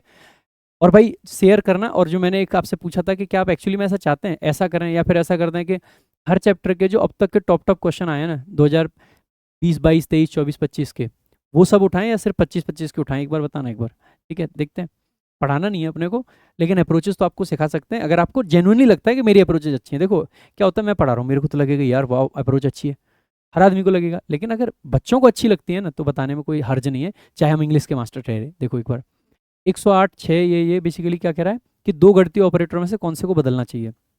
ऐसे में सबसे पहले आपका भाग पे ध्यान जाना चाहिए। क्या 54 से 8 डिवाइड हो पाता है? नहीं है। इसका मतलब दशमलव में आंसर आना चाहिए था, ये नहीं है। इसका मतलब है भाग वाला पक्का बदलेगा। अब भाग वाला किससे बदलेगा? 54 4 से जाता है, आप कहोगे नहीं जाएगा, ये इससे नहीं बदलेगा। 54 को 108 से तो बदल ही नहीं पाएंगे, 6 से बदलेगा, आप कहोगे बिल्कुल 54 6 से जाता है, 9 छिक्के 54। इसका मतलब है कि प्लस और भाग बदलना पड़ेगा, ये आपका करेक्ट आंसर हो जाएगा। आगे देख लेते हैं भाई, ठीक है। नेक्स्ट क्वेश्चन ये कह रहा है कि ये बेसिकली सेम संबंध पूछ रहा है। 15 से 1000 हो रहा है, तो 28 से बेसिकली 12 167 हो रहा है, तो 21 से क्या होगा, ठीक है। देखो 1000 में मुझे सबसे पहले ये दिखता है कि 10 का क्यूब है। अब 10 का क्यूब मैं कैसे बना सकता हूँ? 15 का 2/3 करके, लेकिन 28 का 2/3 नहीं होगा। या 15 में से 5 घटा के हटा ला सकता हूँ। अब 28 में से 5 घटाऊंगा 23 बनेगा। 23 का क्यूब जब करने जाऊंगा तो एक बार यूनिट डिजिट चेक कर सकते हैं हम, ज़्यादा नहीं कुछ कर पा रहे हैं तो 23 का 3 तिया 9, 9 तिया 27, 7 जा रहा है, यानी कि बन सकता है। देखो वैसे मैं आपको बता देता हूँ, आपको ना कुछ क्यूब याद होने चाहिए। जैसे 24 आपको हमेशा याद होना चाहिए, 21 आपको याद होना चाहिए, 26 आपको याद होना चाहिए। 20 17 784 होता है गैस, ठीक है। और 25 बेसिकली आपका 16 625 होता है, 16,625। 24 बेसिकली आपका 15 समथिंग होता है, एग्जैक्टली में मतलब 15 नहीं 14, हाँ 15 होता होगा आई गेस, ठीक है। इसके अलावा आपका 23 आप याद रख सकते हैं, एटलीस्ट 26 आपको जरूर याद होना चाहिए, और 21 आपको 92 61 होता है 21। क्यों याद, मैं बताता हूँ आपको। मान लीजिए 5% का रेट आ जाता है और 3 साल निकलवा ले, तो 5% क्या होता है 1/20। तो 1/20 से 20 से 21, 20 से 21, 20 से 21, तो 21 का क्यूब आपको याद होना जरूरी है। एक जगह है जिसकी जनसंख्या हर साल 5% बढ़ती है, तो बताओ आगे क्या हो जाएगी। अगर आपको क्यूब याद है ना 21 का, फटाफट कर दोगे। 4% बढ़ती है 3 साल बाद, बताओ क्या हो जाएगा। 26 का क्यूब याद है ना, तो फटाफट से कर दोगे, नहीं तो अटक जाओगे, करते रहो कैलकुलेशन। तो यहाँ पे आपको पता होना चाहिए, तो मैं यहाँ से मैच कर सकता हूँ कि ये 23 का बन पा रहा होगा, बन जाएगा 23 का। 21 से बेसिकली 5 जाएंगे तो क्या बनेगा 16, 16 का क्यूब कितना होता है 4096, उस दिन बताया भी था आपको मैंने, करेक्ट आंसर है। Reasoning, this is how you should approach reasoning. Square cube ये सब तो याद होने चाहिए, और ये 26 का 21 का 19 का 24 का ये बहुत ज़रूरी है, ठीक है। हो सकता है मुझे एग्जैक्ट याद नहीं है अभी यार, मैंने तो कब से नहीं चीज़ें देखी, याद करनी पड़ेंगी। मैं तो कह नहीं रहा हूँ कि मेरे को सब आता है, मैं तो कह रहा हूँ मुझे कुछ नहीं आता, उसके बाद भी क्वेश्चंस को कैसे अटेम्प्ट करना है देख लो एक बार। समूह में से कौन सा दिए गए इससे मैच करता है? देखो सारे एल से शुरू में, पहला चेक करने की गलती भी मत करना बेशक। दूसरे में एल एक्स एल ये, ठीक है। दूसरा देख लेते हैं, ए से बेसिकली कितने पे जा रहा है, एक्स पे, एक्स से यू पे जा रहा है। देखो ये कितना होता है 21 होता है, ये 3 घट रहे हैं 18 हो रहा है, ये 3 घट रहे हैं 15 हो रहा है, 3 घटेंगे 12 हो जाएगा। एल वाला आंसर आपका करेक्ट बनेगा। एक में लास्ट में एक्स है, एक में आपका एफ है। लास्ट वाला भी अगर देखना चाहें तो के से बेसिकली 11 से 10 9 8 7 6, एफ वाला आ जाएगा, ये करेक्ट आंसर है। नेक्स्ट देख लेते हैं अगला क्वेश्चन आपका। ये स्टेटमेंट अजम्पशन का क्वेश्चन है, ठीक है। हिंदी में पढ़ के कर सकते हो, इंग्लिश में पढ़ के कर सकते हो, मैं इंग्लिश में भी पढ़ के कर सकता हूँ, कोई दिक्कत की बात नहीं है। लेकिन यहाँ पे कहा गया है कि स्वास्थ्य विशेषज्ञ की अनुशंसा करते हैं, अनुशंसा से तो यही ज़्यादा अच्छा है कि हेल्थ एक्सपर्ट जो है रिकमेंड करते हैं कि लोगों को बेसिकली अपने हाथ रेगुलरली धोने चाहिए साबुन से, जिससे कि स्प्रेड ऑफ इन्फेक्शियस डिसीज को बचा सकें। इसकी अजम्पशन क्या है? Washing hands with soap reduce the spread of germs, बिल्कुल सही बात है, तो ये तो पक्का आपका सही है। आगे, most infectious diseases spread through dirty hands only, सिर्फ इससे फैलती हैं ये नहीं कह सकते। अगर ये ओनली शब्द नहीं होता ना तो मैं फिर भी कह सकता था। एक तो ओनली इसमें गलत कर रहा है और एक मोस्ट गलत कर रहा है, इसका मतलब है ओनली वन आपका करेक्ट आंसर होगा। देखो अगला, एसी बंद कर भाई जुकाम निकलने लग गया। देखो अगला क्वेश्चन आपका, कहा गया है कि लीवरेज का संबंध प्रभाव से उसी तरह से जैसे कि अति लालची का संबंध किससे है? लीवरेज प्रभाव दोनों सिनोनिम है, इन्फ्लुएंस और लीवरेज दोनों सिनोनिम होते हैं ना, तो बेसिकली यहाँ पे क्या है? अति लालची तो वोरेसियस, वोरेसियस का सिनोनिम क्या हो जाएगा? लालची तो लोभी, ग्रीडी, सिंपल है ना। देखो आगे, आगे नेक्स्ट है आपका, निम्नलिखित में से तीन किसी न किसी प्रकार से समान है और इसीलिए एक समूह बनाते हैं, वह चुने जो इस समूह का हिस्सा नहीं है। IVNP, 9 से 5 जोड़ के 14, 22 से 16 यानी कि 6 घटा रहे हैं, R से 18 और 5 23, इसमें 12 से 5 घटा के 7 बना रहे हैं, यहाँ पे 6 घटा रहे थे, यहाँ पे 5 घटा रहे हैं, या तो ये आंसर होगा, यही होगा।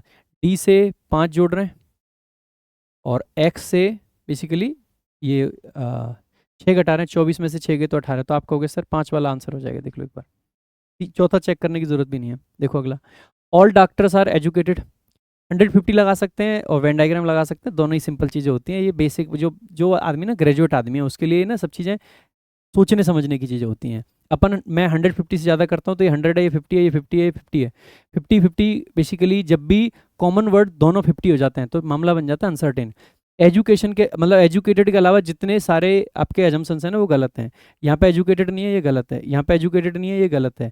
एजुकेटेड 50 है और नॉट पुअर, एजुकेटेड और पुअर के बीच में नेगेटिव रिलेशन बनेगा, ये नेगेटिव है, ये पॉजिटिव है, नेगेटिव रिलेशन बन रहा है। एजुकेटेड 50 और पुअर क्या है? नो वाले में 100 बनता है तो पुअर आपका 100 है, इसका मतलब है कि आपका करेक्ट आंसर हो जाएगा, यानी कि ओनली 2 आपका करेक्ट आंसर होगा।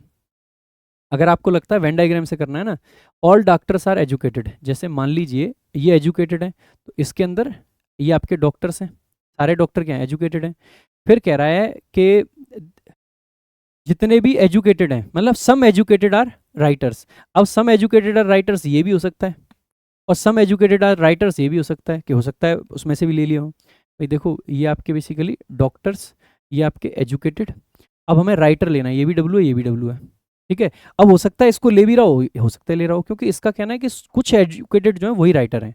तो ये वाला ना अनसर्टेन है कि डॉक्टर और राइटर के बीच का संबंध जो है, डॉक्टर और बेसिकली डॉक्टर और राइटर के बीच का अनसर्टेन है, क्योंकि हमें पता ही नहीं है कि ये शामिल होगा भी कि नहीं होगा, ठीक है, अनसर्टेन बन रहा है। इसके अलावा इसने कहा नो राइटर इज पुअर, कोई राइटर पुअर नहीं है, यानी कि पुअर यहाँ नहीं आएगा।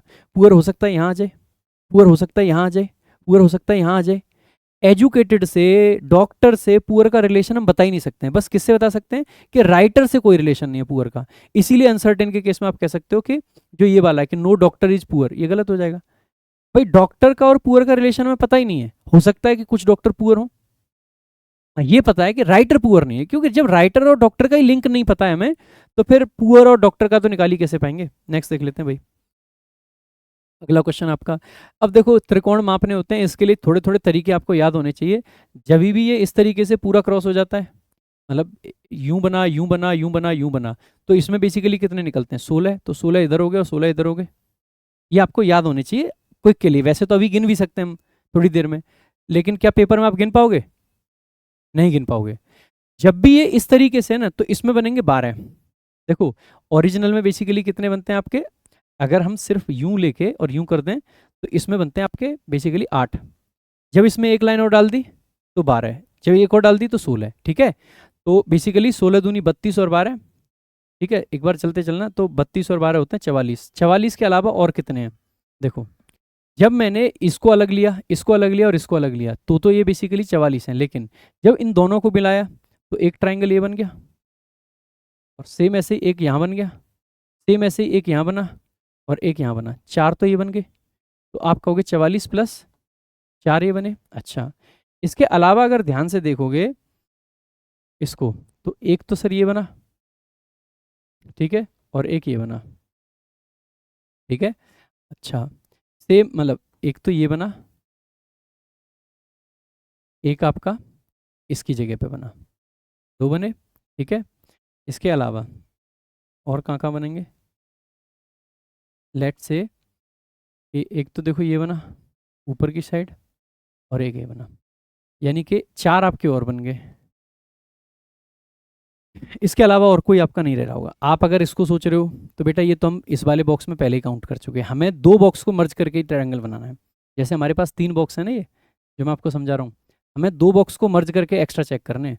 अगर हम सिंगल बॉक्स का देखेंगे ना, इसका नहीं देखना है, इसका नहीं देखना है, इसका नहीं, जब इस दो को मिला रहे हैं तो देख सकते हैं, तो ये बन रहा था। ये सिंगल बॉक्स में इसको नहीं देखेंगे, ठीक है, तो ये देख सकते थे, जैसे ये देखा था वैसे ये देख सकते थे, दो यहाँ पे बन रहे थे, सेम ऐसे यहाँ पे बनेंगे, एक ये और एक ये, तो ये चार मैंने लिए थे, ठीक है। इसके अलावा फिर हमने देखा एक ये वाला, ठीक है, और एक इसके ऊपर में ये वाला, दो ऐसे ही फिर हमने देखा एक ये वाला, ठीक है, ये तीसरा, ठीक है, और एक ये वाला चौथा, तो चार यहाँ बन रहे थे। तो आप कहोगे सर 52 करेक्ट आंसर है, ऐसे भी देख सकते हैं, आपकी मर्जी है। 83 से 85 दो बढ़ रहे हैं, 85 से पता नहीं कितने बढ़ रहे हैं, चार बढ़ रहे हैं, पता नहीं कितने बढ़ रहे हैं, तो यहाँ पे कितने, छः बढ़ा दें भाई, हमें नहीं पता, हम तो ऐसे वाली सीरीज ले रहे थे ना कि एक बार दो बढ़ रहे हैं, इस बार पता नहीं कितने बढ़ रहे हैं, इस बार चार बढ़ रहे हैं, इस बार पता नहीं कितने बढ़ रहे हैं, छः बढ़ा दो या आठ बढ़ा के देख लो। छः बढ़ाओगे तो 1301, आठ बढ़ाते 1303 बनता, 1303 ऑप्शन में है ही नहीं। दो चार आठ बढ़ रहे होंगे या तो, या दो चार छः बढ़ रहे होंगे, सिंपल सी बात है, छः बढ़ा के मिल गया मैं आंसर। देखो अगला नेक्स्ट क्वेश्चन आपका क्या कह रहा है कि बेसिकली ट्रिक को 74 लिख रहे हैं और क्लाउड को 80 लिख रहे हैं।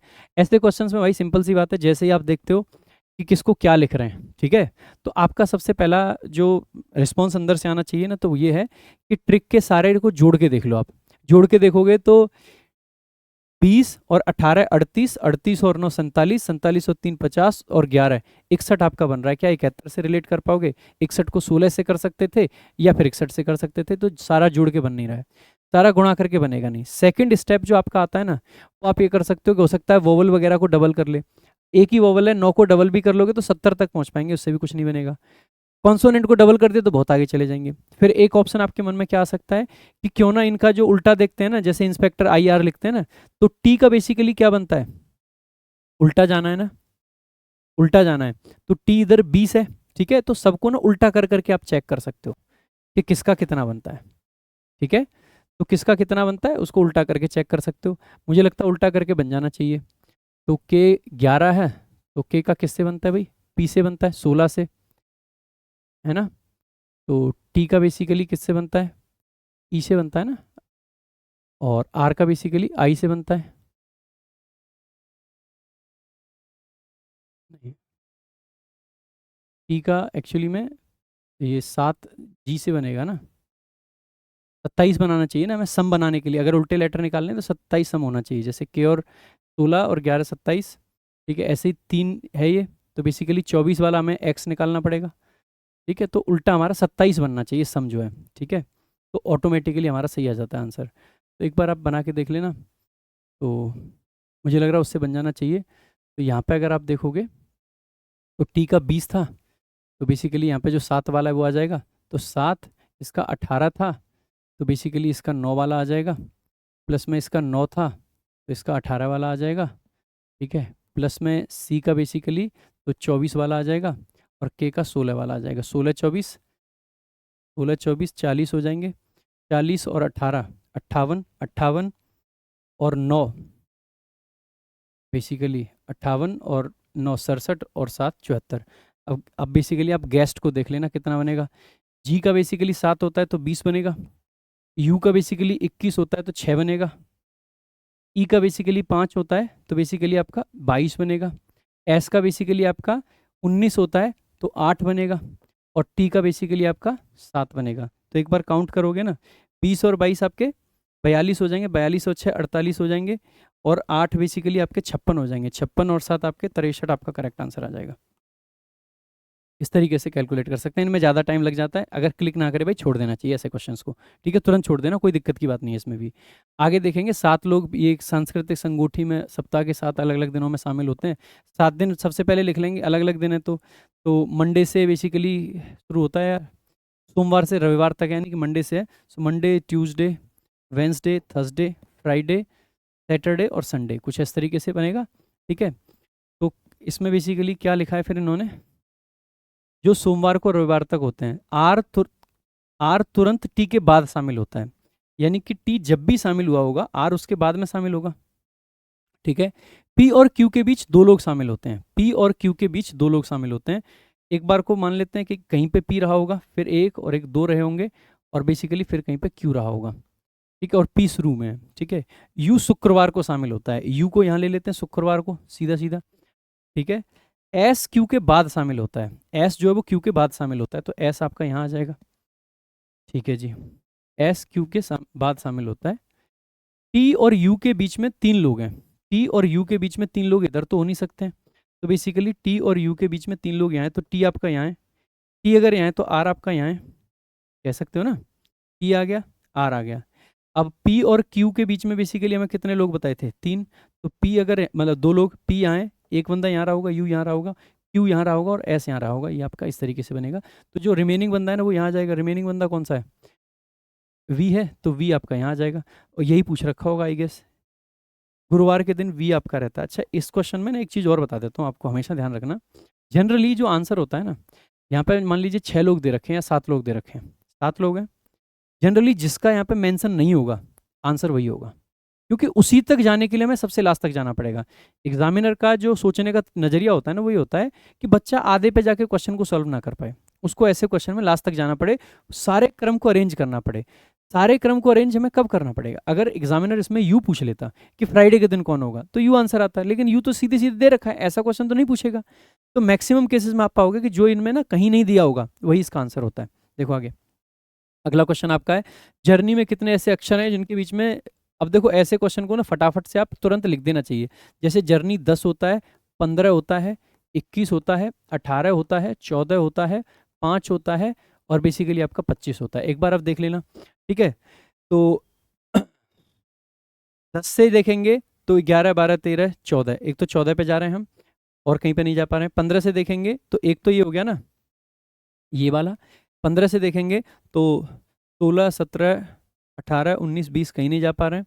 अगर हम 21 से देखेंगे तो 22, 23, 24, 25, तो 21 और 25 से हम जा पा रहे हैं। 18 से देखेंगे तो नहीं बन पाएगा, 14 से देखेंगे नहीं बन पाएगा। फॉरवर्ड में अगर देख रहे हैं ना तो 2 आ रहा है हमारा आंसर। एक बार हमें बैकवर्ड भी चेक कर लेना चाहिए। अच्छा, बैकवर्ड अगर मैं चेक कर रहा हूँ तो देखो 10 से 14 पे जा रहा हूँ, यहाँ 15 पे जाता तो वापसी में तो 5 पे ही आता। 5 से देखोगे 6, 7, 8, 9, 10, अगर बैकवर्ड को भी शामिल कर देंगे ना तो 2 तो आपके बन रहे थे इससे और एक बनेगा इससे, टोटल 3 बनेंगे।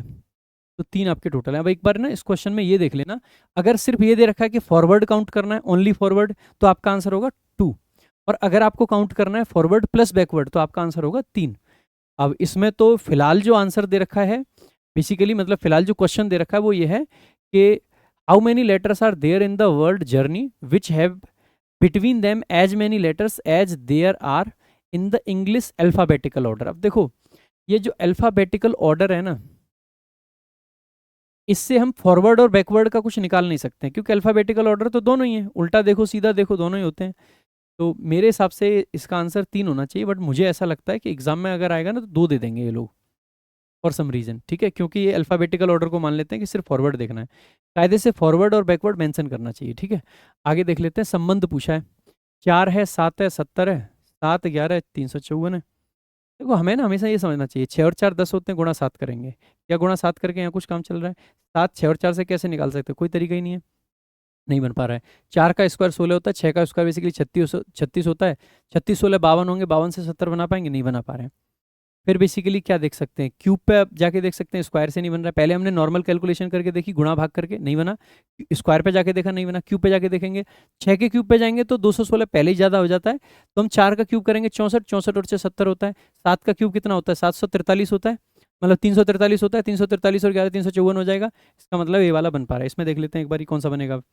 7 का तो नहीं बन पाएगा, 6 का बेसिकली 616, सॉरी 216 नॉट 616, 216 और 4 ये नहीं बन पाएगा, ठीक है। 216 और 9 225 ये बन जाएगा, 5 का 125 और 8 ये भी नहीं बन पाएगा। अगला क्वेश्चन देख लेते हैं आपका। बेसिकली इन सब के कोड दे रखे हैं, इनको लगाना है। देखो इन सब में ना सबसे पहले ये देखना है कि गुणा किसका कोड है। जब भी इस तरीके के क्वेश्चन आते हैं फैमिली रिलेशन में मैंने अलग तरीका बताया था, लेकिन यहाँ पे आपको अलग क्यों सोचना पड़ेगा, क्योंकि सबसे पहले हमें मल्टीप्लाई करना है। हम यहाँ से ना इसको नहीं देख सकते हैं, गुना वाला हमें कहाँ पे दिख रहा है, पहले भाग वाला देखना है फिर गुना वाला देखना है, क्योंकि ये जो क्या बोलते हैं बोडमास वो हमें देखना है, ठीक है। तो आप देखोगे ये वाला हमें ढूंढना है सबसे पहले जिसमें हैज आ रखा हो। तो हैज वाला हमारा कहाँ है, यहाँ पे। तो सबसे पहले इसे ही सोल्व करेंगे। हैज का मतलब क्या है, ए गुणा बी प्लस बी, तो 8 थी 24 और 3 27 हो जाएगा। इसके बाद में बेसिकली हमें क्या देखना है, प्लस वाला देख लेते हैं। प्लस वाले में बेसिकली क्या है, बी स्क्वायर एक्चुअली में। तो बी का स्क्वायर मतलब इसका स्क्वायर देखेंगे, दो का स्क्वायर होता है बेसिकली 4, 27 प्लस 4, और इसका मतलब क्या है माइनस माइनस 5। तो 27 और 4 31, 31 में से 5 गया तो 26 आपका करेक्ट आंसर। अगला क्वेश्चन देख लेते हैं भाई, ठीक है। कहा गया है कि vaccine x is very effective. ये वही बेसिकली लेबोरेटरी है जिसमें XYZ 3 वैक्सीन है, ठीक है। ये एक्सपेरिमेंटल वैक्सीन बताई गई हैं। कहा गया है कि एक्स जो बहुत इफेक्टिव है लेकिन माइल्ड साइड इफेक्ट्स हैं, ठीक है, छोटे मोटे साइड इफेक्ट्स हैं मेनी पेशेंट्स में। वाई जो है लेस इफेक्टिव है बट कोई साइड इफेक्ट नहीं है, वाई लगनी चाहिए, ज़्यादा सही तो यही है। Vaccine Z is moderately effective लेकिन इसके long term effects are still unknown. Unknown वाली हमें जनरली मास लेवल पे नहीं लगानी चाहिए क्योंकि हो सकता है इसमें बड़ा साइड इफेक्ट निकल आए। तो अननोन वाली सबसे पहले जेड को हटा देना है, ठीक है। वाई हमें लगाना चाहिए, जेड हटा देंगे। अच्छा, क्या ऐसा हो सकता है कि 2 वैक्सीन लगा दें, 2 तो नहीं लगा सकते, ये दोनों ऑप्शन वैसे हट गए। वाई ऑप्शन में ही नहीं है तो एक्स आपका करेक्ट आंसर हो जाएगा। देखो आगे, अगला आपका बेसिकली क्या, 8 व्यक्ति बता रखे हैं बी एम के ये 2 समांतर पंक्तियों में बैठे हैं। 2 समांतर पंक्तियां बना देंगे ऐसे करके, ठीक है। आगे प्रत्येक पंक्ति में 4 लोग हैं, दक्षिण की दिशा में बैठी पंक्ति, दक्षिण की दिशा ये मानेंगे ये मानेंगे। देखो एक बार इंग्लिश ऐसे क्वेश्चन में देख लेनी चाहिए हमें। ये कह रहे हैं कि ये है sitting in the row facing south. South में है तो ये, लेकिन साउथ में फेस ये कर रहे हैं, ठीक है। तो इसका मतलब है ये साउथ वाले हमें लेने पड़ेंगे और ये बेसिकली नॉर्थ फेसिंग वाले हैं। तो साउथ फेसिंग में बेसिकली कौन कौन दे रखा है, तो साउथ फेसिंग में दे रखे हैं BMKS, तो BMKS, ठीक है, ये दे रखे हैं। और बाकी के जो बच्चे हैं DLXR, ये हैं। एक बार देख लेते हैं फटाफट से। कहा गया है कि बी एम के बाएं दूसरे स्थान पर बैठा है। एम का बायां, ये नीचे देख रहे हैं एम का बायां, तो एम अगर यहाँ है तो बी बेसिकली आपका यहाँ है, ठीक है। आगे आगे कहा है कि एस किसी एक छोर पर बैठा। अब देखो एस के 2 पॉसिबल पोजिशंस हैं, एस हो सकता है यहाँ रहे और एस हो सकता है यहाँ रहे, इसीलिए मैं ना 2 जगह पे बना देता हूँ जिससे कि थोड़ी सी आसानी रहेगी समझने में, ठीक है। इसमें हम एस को यहाँ मान लेते हैं, इस वाले में एस यहाँ मान रहे हैं, तो एम बेसिकली यहाँ मानेंगे, बीच वाला ये, तो फिर बी बेसिकली आपका यहाँ मानेंगे।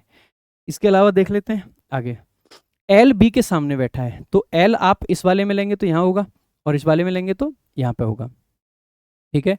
आगे एल बी के सामने बैठा, एक्स आर के दाएं दूसरे स्थान पर बैठा है। एक्स जो है वो आर के दाएं दूसरे स्थान पे है, तो आर का दायां बेसिकली अगर आर यहाँ है, क्योंकि ऊपर देखेंगे ये लोग, तो आर का दायां एक बीच में और फिर यहाँ पे बेसिकली आपका क्या आ जाएगा, एक्स आ जाएगा।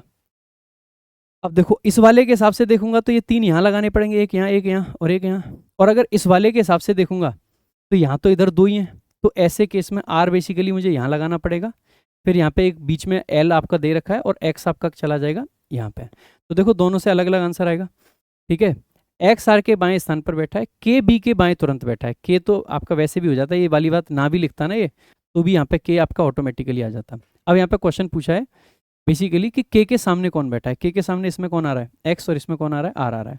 अगर एस को मैं इस कॉर्नर पे मान रहा हूँ तो आपका आंसर आर आएगा, और अगर एस को मैं बेसिकली के वाले पे मान रहा हूँ, मतलब इस वाले छोर पे मान रहा हूँ, तो आपका आंसर आएगा के। अब आप कहोगे ये डिफरेंस आ क्यों रहा है बेटा, इसलिए आ रहा है क्योंकि अगर एस मैंने यहाँ मान ली तो क्या आप आर को यहाँ मान सकते थे कि आर मैंने यहाँ माना, बीच में एक लिया और एक्स यहाँ मान लूँ, फिर तो 4 यहीं हो गए, फिर इसके अपोजिट तो कोई हुआ ही नहीं। इसका मतलब है ये वाली स्ट्रेटजी हमारी गलत हो जाती। अब हमें क्या करना पड़ रहा है कि आर हमें यहाँ माननी पड़ेगी, एल हमें यहाँ, बीच में एक आ गया फिर एक्स है, क्योंकि इसके अगर इधर ले आया तो एक्स यहाँ आ जाता, आर यहाँ आ जाता, ये बीच वाला खाली रह जाता, तो उसका तो कोई सेंस ही नहीं बनता क्योंकि यहाँ तो पहले से एल बैठा है। इसका मतलब है कि इसके 2 आंसर बनने चाहिए, दोनों में से जो ऑप्शन में वही मार्क कर दो, या तो एक्स आएगा ऑप्शन में, अरे दोनों ही दे रखे हैं, अगर दोनों ही दे रखे हैं दोनों ही करेक्ट आंसर है भाई। गलत दे रखा क्वेश्चन, कोई बड़ी बात नहीं है। देखो आगे क्या कहा है, कि भैया कैंडिडेट मस्ट बी 25 से 28 साल का, candidate must have at least 65% marks in graduation, candidate must have qualified national level entrance test, ठीक है जी। कैंडिडेट हैज़ मोर देन 80%, तो एंट्रेंस टेस्ट जो है रिक्वायरमेंट खत्म हो जाएगी, ठीक है जी। यानी कि ये खत्म हो जाएगा अगर 65 की जगह पे 80 हो जाए। अगर कैंडिडेट 28 से बड़ा है और उसके पास मास्टर डिग्री है, तो बेसिकली केस को रेफर कर देना चाहिए, डायरेक्ट सिलेक्शन नहीं करना, सिलेक्शन पैनल को भेज देना है। अब इसमें से देख लेते हैं कि कौन कौन सेलेक्ट होगा, ठीक है। पूछा गया है बेसिकली कि कैंडिडेट्स ये हैं, तो पूछा है कि who should be selected directly, directly select कौन होता है। करण 24 का 25 से छोटा नहीं होना चाहिए, रिया 23 की है 25 छोटी नहीं होना चाहिए, क्योंकि इसके लिए तो कोई एक्सेप्शन भी नहीं दिया है। मोहित 29 का है 70% है ग्रेजुएशन में, यानी कि 28 से बड़ा है। डायरेक्ट सिलेक्शन इसका भी नहीं होगा, इसको पैनल को भेजा जाएगा क्योंकि इसने मास्टर्स ले रखी है। मास्टर्स जिसके पास है तो इसका मतलब है बेसिकली, अच्छा मास्टर्स जिसके पास है तो इसका मतलब है कि 28 से बड़ा भी हो तो भी चल जाएगा, लेकिन पैनल को भेजना, डायरेक्ट सिलेक्शन नहीं होगा। स्नेहा 25 के 63 है, 63 पे तो कोई सिलेक्शन ही नहीं होगा, इसका मतलब है ये भी गलत है, तो नो, नन वाला कोई ऑप्शन ही नहीं है। ओनली करण, नहीं भाई, नन नन इसका ऑप्शन आना चाहिए कायदे से, तो नन आना चाहिए, पता नहीं क्या दे रखा है भाई, ठीक है देख लेना। और इसमें ज़्यादा सोचेंगे तो क्या कर सकते हो, ज़्यादा सोचोगे तो कौन से तीर मार लोगे, सारे के सारे। एक ये हो सकता है कि 25 से छोटे को अगर लेंगे तो इन दोनों को कंसीडर किया जा सकता है, क्योंकि ये सिर्फ हमने एज पे हटाएं, एज पे हटाएं तो ये वाला आंसर आपका बन सकता है अगर एज को कंसीडर ना करें। बट क्यों ना करें भाई, फिर 25 से 28 क्यों लिखा है, 20 से 28 लिखो, 21 से 28 लिखो। देखो आगे, इसमें भी हिंदी में भी देख लेते हैं एक बार, 25 से 28 है, ये 24 23 है, कुछ नहीं है भाई। देखो अगला, निम्नलिखित वेन आरेख दर्शाता है कि कितने छात्र 3 अलग अलग खेल खेलते हैं, क्रिकेट, फुटबॉल, बैडमिंटन। देखो अब ऐसे क्वेश्चन में ना 2 तरीके से क्वेश्चन बन सकता है। पहला ये हो सकता है कि कितने लोग ऐसे हैं जो सिर्फ एक गेम खेलते हैं, तो सिर्फ एक गेम वाले, क्रिकेट वाले 15 और 15 यानी कि 60 बन जाएंगे। ऐसे लोग जो अलग अलग हैं लेकिन सिर्फ एक गेम खेलते हैं। मैं आपसे कहूँ कि मैंने 3 अलग अलग किताबें लिखी हैं, तो मैंने एक किताब लिखी है कि 3 लिखी हैं, 3 लिखी हैं। अगर मैं आपसे कहूँ कि ये लड़का 3 अलग अलग गेम खेलता है, तो वो एक गेम खेलता है कि 3, 3 खेलता है, तो ऐसे कितने लोग हैं जो 3 अलग अलग गेम खेलते हैं, तो आप कहोगे सर 10 हैं भाषा के हिसाब से। बट कोई ऑप्शन दिख रहा है आपको, नहीं दिख रहा है, फिर क्या करें। मुझे लगता है कि इंटेंडेड क्वेश्चन ये रहा होगा कि ऐसे कितने छात्र हैं जो सिर्फ एक गेम खेलते हैं, ऐसे कितने छात्र हैं, 30 क्रिकेट वाले, 15 ये वाले, 15 ये वाले, तो 60 आपका आंसर दे रखा होगा, बट इसका आंसर कायदे से 10 होना चाहिए, ना कि 60। अगला क्वेश्चन देख लेते हैं। समान है कुछ और वो खोजना है जो असमान हो। 4 7 61, 4 का क्यूब 64 बनता है, क्यूब अभी थोड़ी देर पहले 61 से लेकिन कोई रिलेशन नहीं आएगा।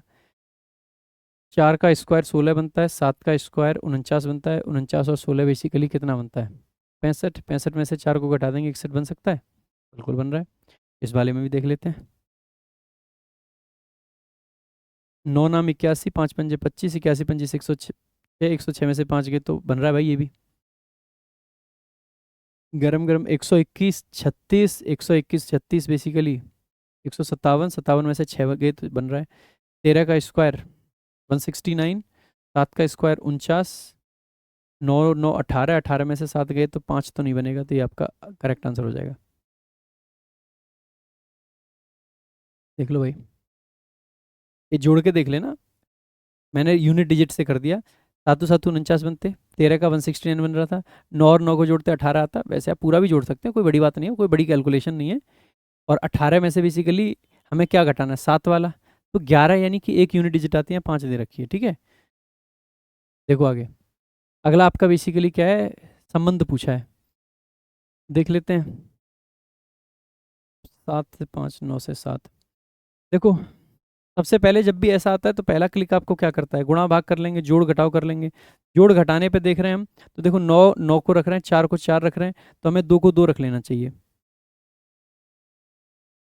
7 से 5 कर रहे हैं, 9 से 7 कर रहे हैं, तो 6 से 4 कर देना चाहिए। एक ही बार में आंसर आ रहा है भाई, सिंपल क्वेश्चन है, ज़्यादा मुश्किल नहीं है। एक ये वाली श्रृंखला के भी क्वेश्चंस कई बार आते हैं आपके, STK SF ये फलाना ढिमका।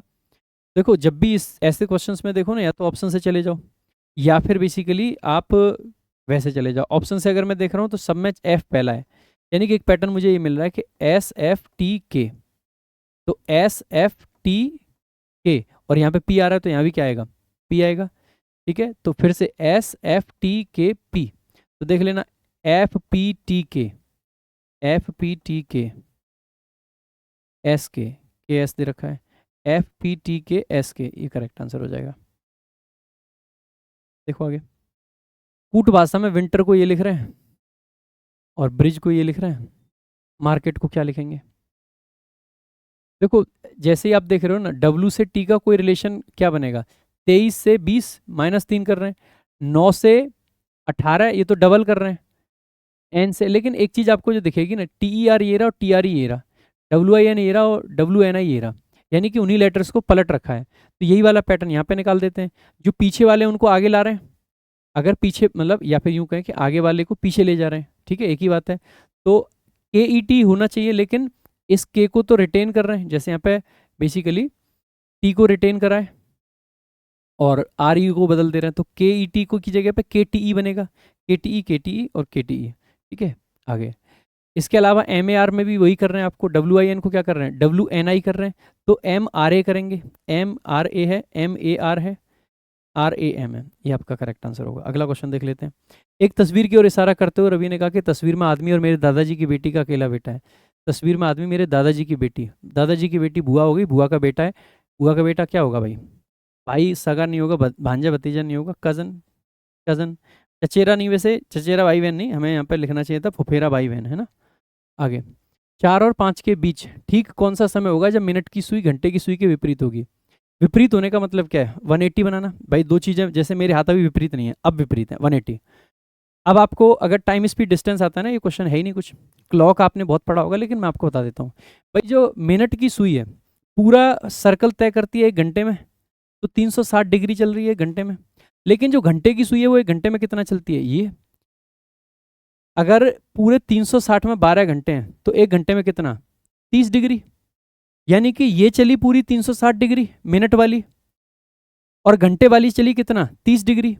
हमें रिलेटिव स्पीड ही तो निकालनी है, दोनों एक दिशा में चल रही है तो घटेगा, यानी कि आप कह सकते हो कि जो मिनट वाली सुई है रिलेटिव स्पीड के हिसाब से 1 घंटे में कितनी चल रही है, 330, तो हर मिनट कितनी चलेगी, 60 से डिवाइड कर दूं, आप कहोगे कर दीजिए, यानी कि 11/2 चलेगी हर मिनट, रिलेटिव स्पीड, जो स्पीड कवर कर रही है वो। अब देखिएगा हमें पूछा है कि 180 डिग्री पे हमें जाना है।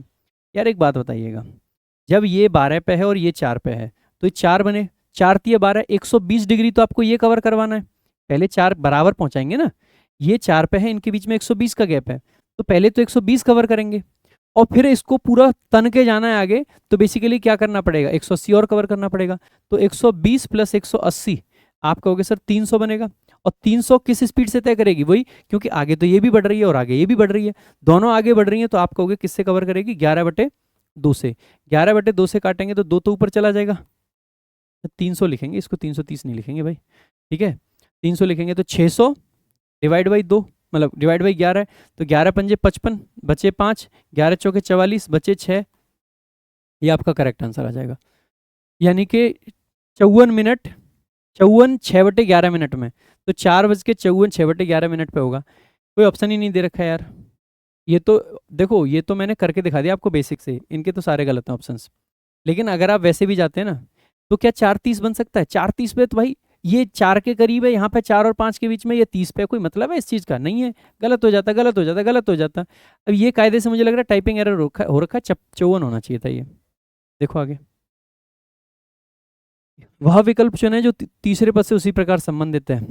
बेसबॉल खेली जाती है डायमंड में, तो स्केटिंग कहाँ पे करी जाती है?